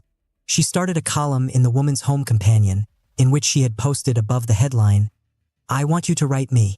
She would use her column as a kind of discussion forum with the American public, encouraging people to share their criticisms. Within 6 months, she had received over 300,000 letters, and with her staff, she worked to answer every last one of them. She opened other channels of communication, for instance, planting her aides in various New Deal programs who would then poll on her behalf the public affected by these programs. With this system in place, she began to see a pattern from the bottom up, a growing disenchantment with the New Deal. Every day, she left a memo in her husband's basket, reminding him of these criticisms and the need to be more responsive. And slowly she began to have an influence on his policy, pushing him leftward, for instance, getting him to create programs such as the NYA, the National Youth Administration, which would involve young people actively in the New Deal. Over time, she became the unofficial channel of communication for women's groups and African Americans, shoring up FDR's support in these two key constituencies. All of this work took tremendous courage, for she was continually ridiculed for her activist approach, long before any First Lady had ever thought of taking such a role. And her work played a major part in FDR's ability to maintain his image as a man of the people. As Eleanor understood, any kind of group tends to close itself off from the outside world. It is easier to operate this way. From within this bubble, people will delude themselves into thinking they have insight into how their audience or public feels. They read the papers, various reports, the poll numbers, etc. But all of this information tends to be flat and highly filtered. It is much different when you interact directly with the public and hear in the flesh their criticisms and feedback. You discover what lies at the root of their discontent, the various nuances of how your work affects them. Their problems come to life, and any solutions you come up with have more relevance. You create a back-and-forth dynamic in which their ideas, involvement, and energy can be harnessed for your purposes. If some distance between you and the public must be maintained by the nature of your group or enterprise, then the ideal is to open up as many informal channels as possible, getting your feedback straight from the source. Reconnect with your base. We see the following occur over and over. A person has success when they are younger because they have deep ties with a social group. What they produce and say comes from a real place and connects with an audience. Then slowly they lose this connection. Success creates distance. They come to spend most of their time with other successful people. Consciously or unconsciously, they come to feel separated and above their audience. The intensity in their work is gone, and with it any kind of real effect on the public. In his own way, the famous black activist Malcolm X struggled with this problem. He had spent his youth as a savvy street hustler, ending up in prison on drug charges. There, he discovered the religion of Islam, as practiced by the Nation of Islam, and immediately converted. Out of prison, he became a highly visible spokesperson for the group. Eventually, he broke off from the Nation of Islam and transformed himself into a leading figure in the growing Black Power movement of the 1960s. In these various phases of his life, Malcolm felt intense anger and frustration at the levels of injustice for African Americans, much of which he had experienced firsthand. He channeled these emotions into powerful speeches, seeming to give voice to the anger that many felt who lived deep within the ghettos of America. But as he became more and more famous, he felt some anxiety. Other leaders in the black community that he had known had begun to live fairly well. They could not help but feel some distance and superiority to those they were supposed to represent, like a father caring for a child. Malcolm hated that feeling of creeping paternalism. In his mind, people can only help themselves. His role was to inspire them to action, not act in their name. To inoculate himself against this psychic distance, he increased his interactions with street hustlers and agitators, the kind of people from the lower depths that most leaders would scrupulously avoid. Those from the heart of the ghetto were his power base, and he had to reconnect with them. He made himself spend more time with those who had suffered recent injustices, soaking up their experiences and sense of outrage. Most people mellow with age. He would retain his anger, the intensity of emotions that had impelled him in the first place and given him his charisma. The goal in connecting to the public is not to please everyone or to spread yourself out to the widest possible audience. Communication is a power of intensity, not extensity and numbers. In trying to widen your appeal, you will substitute quantity for quality, and you will pay a price. You have a base of power, a group of people, small or large, which identifies with you. This base is also mental ideas you had when you were younger, which were tied to powerful emotions and inspired you to take a particular path. Time and success tend to diffuse the sense of connection you have to this physical and mental base. You will drift and your powers of communication will diminish. Know your base and work to reconnect with it. Keep your associations with it alive, intense, and present. Return to your origins, the source of all inspiration and power. Create the social mirror. Alone, in our minds, we can imagine we have all kinds of powers and abilities. Our egos can inflate to any size. But when we produce something that fails to have the expected impact, we are suddenly faced with a limit. We are not as brilliant or skilled as we had imagined. In such a case, our tendency is to blame others for not understanding it or getting in our way. Our egos are bruised and delicate. Criticism from the outside seems like a personal attack, which we cannot endure. We tend to close ourselves off, and this makes it doubly difficult to succeed with our next venture. Instead of turning inward, consider people's coolness to your idea and their criticisms as a kind of mirror they are holding up to you. A physical mirror turns you into an object. You can see yourself as others see you. Your ego cannot protect you, the mirror does not lie. You use it to correct your appearance and avoid ridicule. The opinions of other people serve a similar function.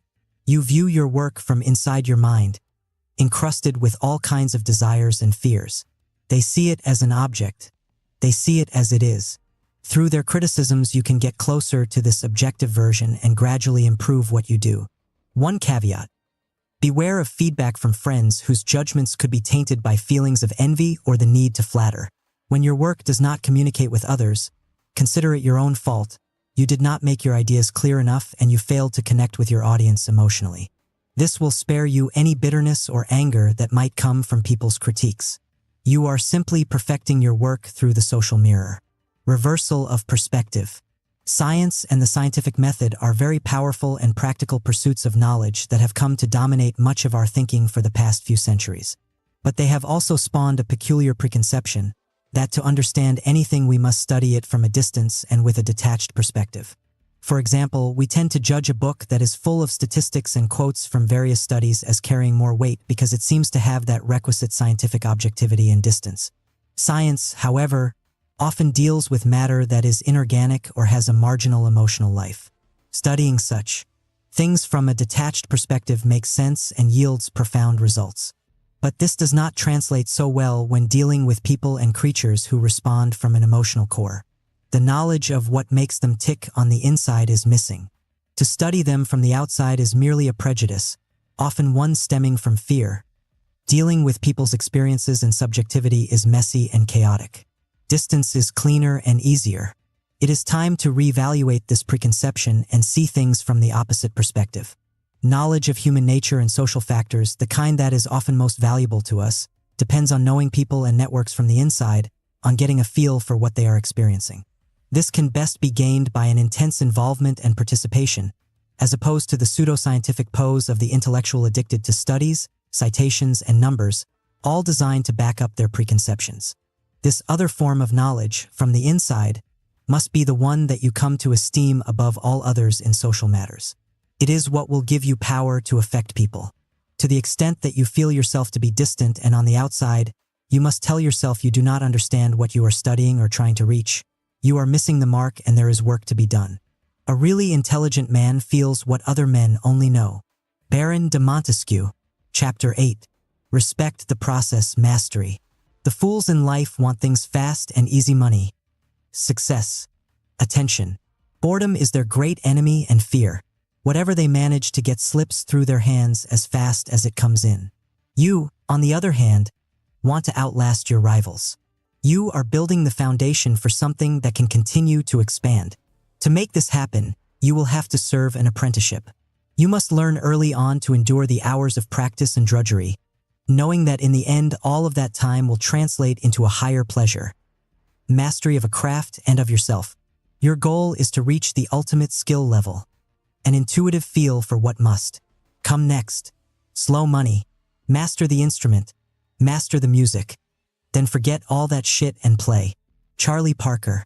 Growing up in Southside Queens, the only people Curtis Jackson could see who had any money and power were the street hustlers.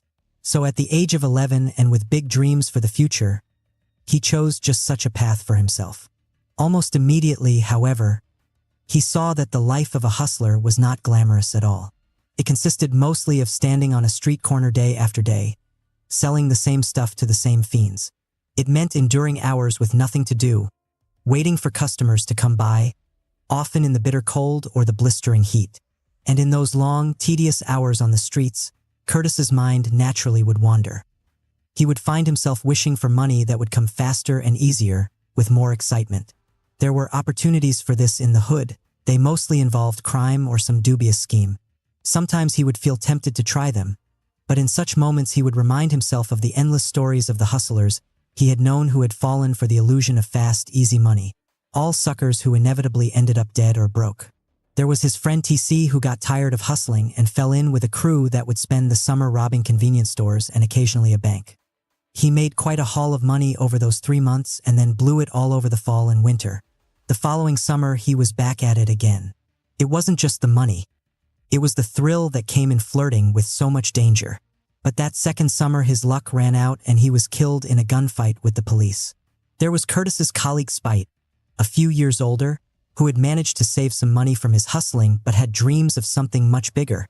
He convinced himself he could make a fortune fast by buying a piece of a franchise business that was new to the hood but that he felt was certain to be hot. He poured all of his money into the venture, but he was too impatient. He had not taken the time to accustom the public to his new life. Everyone believed the business was just a front for some drug operation. They avoided it and it soon became a hangout for hustlers and fiends. It failed within a few months and he never recovered from the experience. This was the gist of the problem. To be a successful hustler, you had to accustom yourself to the slow, grinding pace of the job. But in the hood, the future rarely seemed promising. It was hard for hustlers to imagine saving their money for some rainy day in the future when that day would probably never come. Inevitably, the desire for something faster would creep into their blood, and if they gave in, they created a cycle they could never escape. If they were able to get some fast money, it would act like a drug.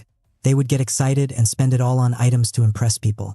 With no money left, they would return to dealing drugs, but now it seemed too slow and boring. They would try again for something fast.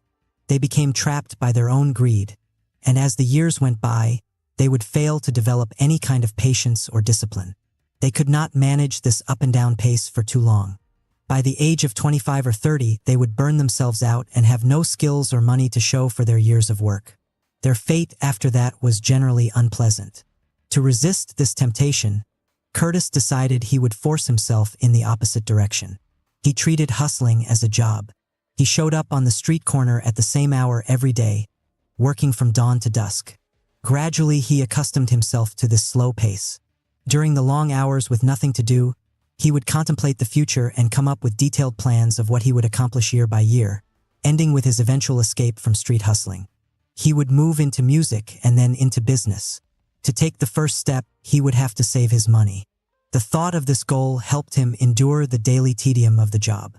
In these slow hours, he also devised new hustling schemes, with the idea of continually improving himself at this job.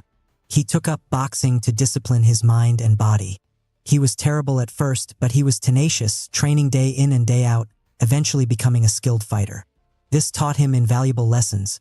He could get whatever he wanted through sheer persistence rather than by violence or force. Progressing step by step was the only way to succeed in anything. By the age of 20, he made his break into music, all according to his original plan. In 1999, after a few years of apprenticing with Jam Master Jay, Curtis, now known as 50 Cent, signed a deal with Columbia Records. It seemed like a dream come true, but as he looked around at the other rappers who had been at the label a little longer, he saw the dangers around him had only increased. The tendency, as he saw it, was to immediately let up in your energy and focus. Rappers would feel that they had arrived, and unconsciously they wouldn't work as hard and would spend less time learning their craft. That sudden influx of money would go to their heads. They would imagine they had the golden touch and could keep it coming. One hit song or record would make this even worse. Not building something slowly, a career, a future, it would all fall apart within a few years, as younger and more eager rappers would take their place. Their life would be all the more miserable for having once tasted some glory. To Curtis, the solution was simple. This was a new world he had entered. He had to take his time and learn it well. In the fast environment of hip-hop, he would slow everything down. He avoided the partying and kept mostly to himself. He decided to treat Columbia Records as a university, his one chance to educate himself in the business. He would record his music at night and spend the entire day at the Columbia offices, talking shop to people in every division. Gradually, he taught himself more and more about marketing and distribution and the nuts and bolts of the business. He studied all aspects of production, what went into making a hit song.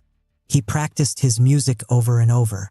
When the label sent him and dozens of other rappers to a retreat in upstate New York to write songs, he returned with 36 tracks, while most of the others could barely muster 5 or 6. In the wake of the assassination attempt on 50 in 2000, Columbia Records dropped him from the label, but by then he had outgrown his need for their expertise. He had accumulated so much knowledge and skill that he was able to apply it all to his mixtape campaign, creating songs at an insane pace and marketing his music as smartly as any professional. Step by step he advanced, the campaign gaining the attention of Eminem, who signed him to his label at Interscope in 2003. Years later, he found himself in the corporate world, and he quickly discovered it was not much different from the streets. So many of the business people and executives he met had that same level of impatience. They could only think in terms of months or weeks. Their relationship to money was emotional, a way to impose their importance and feed their ego. They would come to him with schemes that seemed intriguing in the present but that led nowhere down the road. They were not attuned to the immense changes going on in the world and, planning to exploit them in the future, that would take too much effort and time. These business types came at him from all directions with endorsement deals that would make him some fast millions. They assumed he was like all the other rappers who grabbed at such opportunities. But endorsement deals would not help him build anything solid or real. It was illusion money. He would turn them down, opting to start his own businesses on his own terms, each business building on the other like links on a chain. The goal this time was simple, to forge an empire that would last. And as before, he would get there through his own grinding persistence. The fearless approach. Most people can't handle boredom. That means they can't stay on one thing until they get good at it, and they wonder why they're unhappy. 50 Cent. For our most primitive ancestors, life was a constant struggle, entailing endless labor to secure food and shelter. If there was any free time, it generally was reserved for rituals that would give meaning to such a hard life. Then, over thousands of years of civilization, life gradually became easier for many, and with that came more and more free time. In such moments, there was no need to work the fields or worry about enemies or the elements, just an expanse of hours to somehow fill.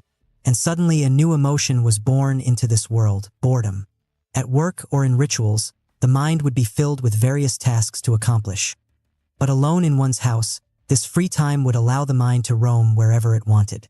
Confronted with such freedom, the mind has a tendency to gravitate towards anxieties about the future, possible problems and dangers. Such empty time faintly echoes the eternal emptiness of death itself. And so with this new emotion that assailed our ancestors came a desire that haunts us to this day, to escape boredom at all cost, to distract ourselves from these anxieties. The principal means of distraction are all forms of public entertainment, drugs and alcohol and social activities. But such distractions have a drug-like effect. They wear off. We crave new ones, faster ones, to lift us out of ourselves and divert us from the harsh realities of life and creeping boredom. An entire civilization, ancient Rome, practically collapsed under the weight of this new need and emotion.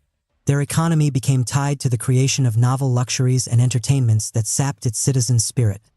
Few were willing anymore to sacrifice their pleasures for hard work or the public good. This is the pattern that boredom has created for the human animal ever since. We look outside ourselves for diversions and grow dependent on them. These entertainments have a faster pace than the time we spend at work. Work then is experienced as something boring, slow, and repetitive. Anything challenging, requiring effort is viewed the same way. It's not fun. It's not fast. If we go far enough in this direction, we find it increasingly difficult to muster the patience to endure the hard work that is required for mastering any kind of craft. It becomes harder to spend time alone. Life becomes divided between what is necessary, time at work, and what is pleasurable, distractions and entertainment. In the past, these extremes of boredom assailed mostly those in the upper classes. Now it is something that plagues almost all of us. There is, however, another possible relationship to boredom and empty time, a fearless one that yields much different results than frustration and escapism. It goes as follows. You have some large goal that you wish to achieve in your life, something you feel that you are destined to create. If you reach that goal, it will bring you far greater satisfaction than the evanescent thrills that come from outside diversions. To get there, you will have to learn a craft, educate yourself, and develop the proper skills. All human activities involve a process of mastery. You must learn the various steps and procedures involved, proceeding to higher and higher levels of proficiency. This requires discipline and tenacity, the ability to withstand repetitive activity, slowness, and the anxiety that comes with such a challenge. Once you start down this path, two things will happen. First, having the larger goal will lift your mind out of the moment and help you endure the hard work and drudgery. Second, as you become better at this task or craft, it becomes increasingly pleasurable. You see your improvement. You see connections and possibilities you hadn't noticed before. Your mind becomes absorbed in mastering it further, and in this absorption you forget all your problems, fears for the future or people's nasty games. But unlike the diversion that comes from outside sources, this one comes from within. You are developing a lifelong skill, the kind of mental discipline that will serve as the foundation of your power. To make this work, you must choose a career or a craft that excites you in some deep way. You are creating no dividing line between work and pleasure. Your pleasure comes in mastering the process itself, and in the mental immersion it requires. In the hood, most of the jobs that are available offer low money and the kind of menial work that leads to no real skills. Even hustling is tedious and not really a path with a future. In the face of this reality, people can go in one of two directions. They can seek to escape this reality through drugs, alcohol, gang activity, or whatever immediate pleasures can be had. Or they can get out of the cycle by developing an intense work ethic and discipline. The types who go in the latter direction have a deep hunger for power and a sense of urgency. Nipping at their heels at all times is the possibility of a life of crap jobs or dangerous distractions. They teach themselves to be patient and to practice something. They have learned from early on, through their jobs or through hustling, to endure the long, boring stretches of time that are necessary to master a process. They do not whine or seek to escape this reality, but instead see it as a means to freedom. For those of us who do not grow up in such an environment, we do not feel this urgent connection between discipline and power. Our jobs are not so dull. Someday they may lead to something really good, or so we think. We have developed some discipline at school or on the job, and it's enough. But we are, in fact, deluding ourselves. More often than not, our jobs are something that we endure. We live for our time off and dream of the future. We are not engaged in the daily activity of the job with our full mental powers because it is not as exciting as life outside work. We develop less and less tolerance for dull moments and repetitive activity. If we happen to lose our job or want something else, we suddenly have to confront the fact that we do not have the requisite patience to make the proper change. Before it is too late, we must wake up and realize that real power and success can come only through mastering a process, which in turn depends on a foundation of discipline that we are constantly keeping sharp. the fearless types in history inevitably display in their lives a higher tolerance than most of us for repetitive, boring tasks. This allows them to excel in their field and master their craft. Part of this comes from seeing early on in life the tangible results that come from such rigorousness and patience. In this vein, the story of Isaac Newton is particularly illuminating. In early 1665, he was a 23-year-old student at Cambridge University, on the verge of taking his exams to be a scholar in mathematics, when suddenly the plague broke out in London. The deaths were horrific and multiplied by the day.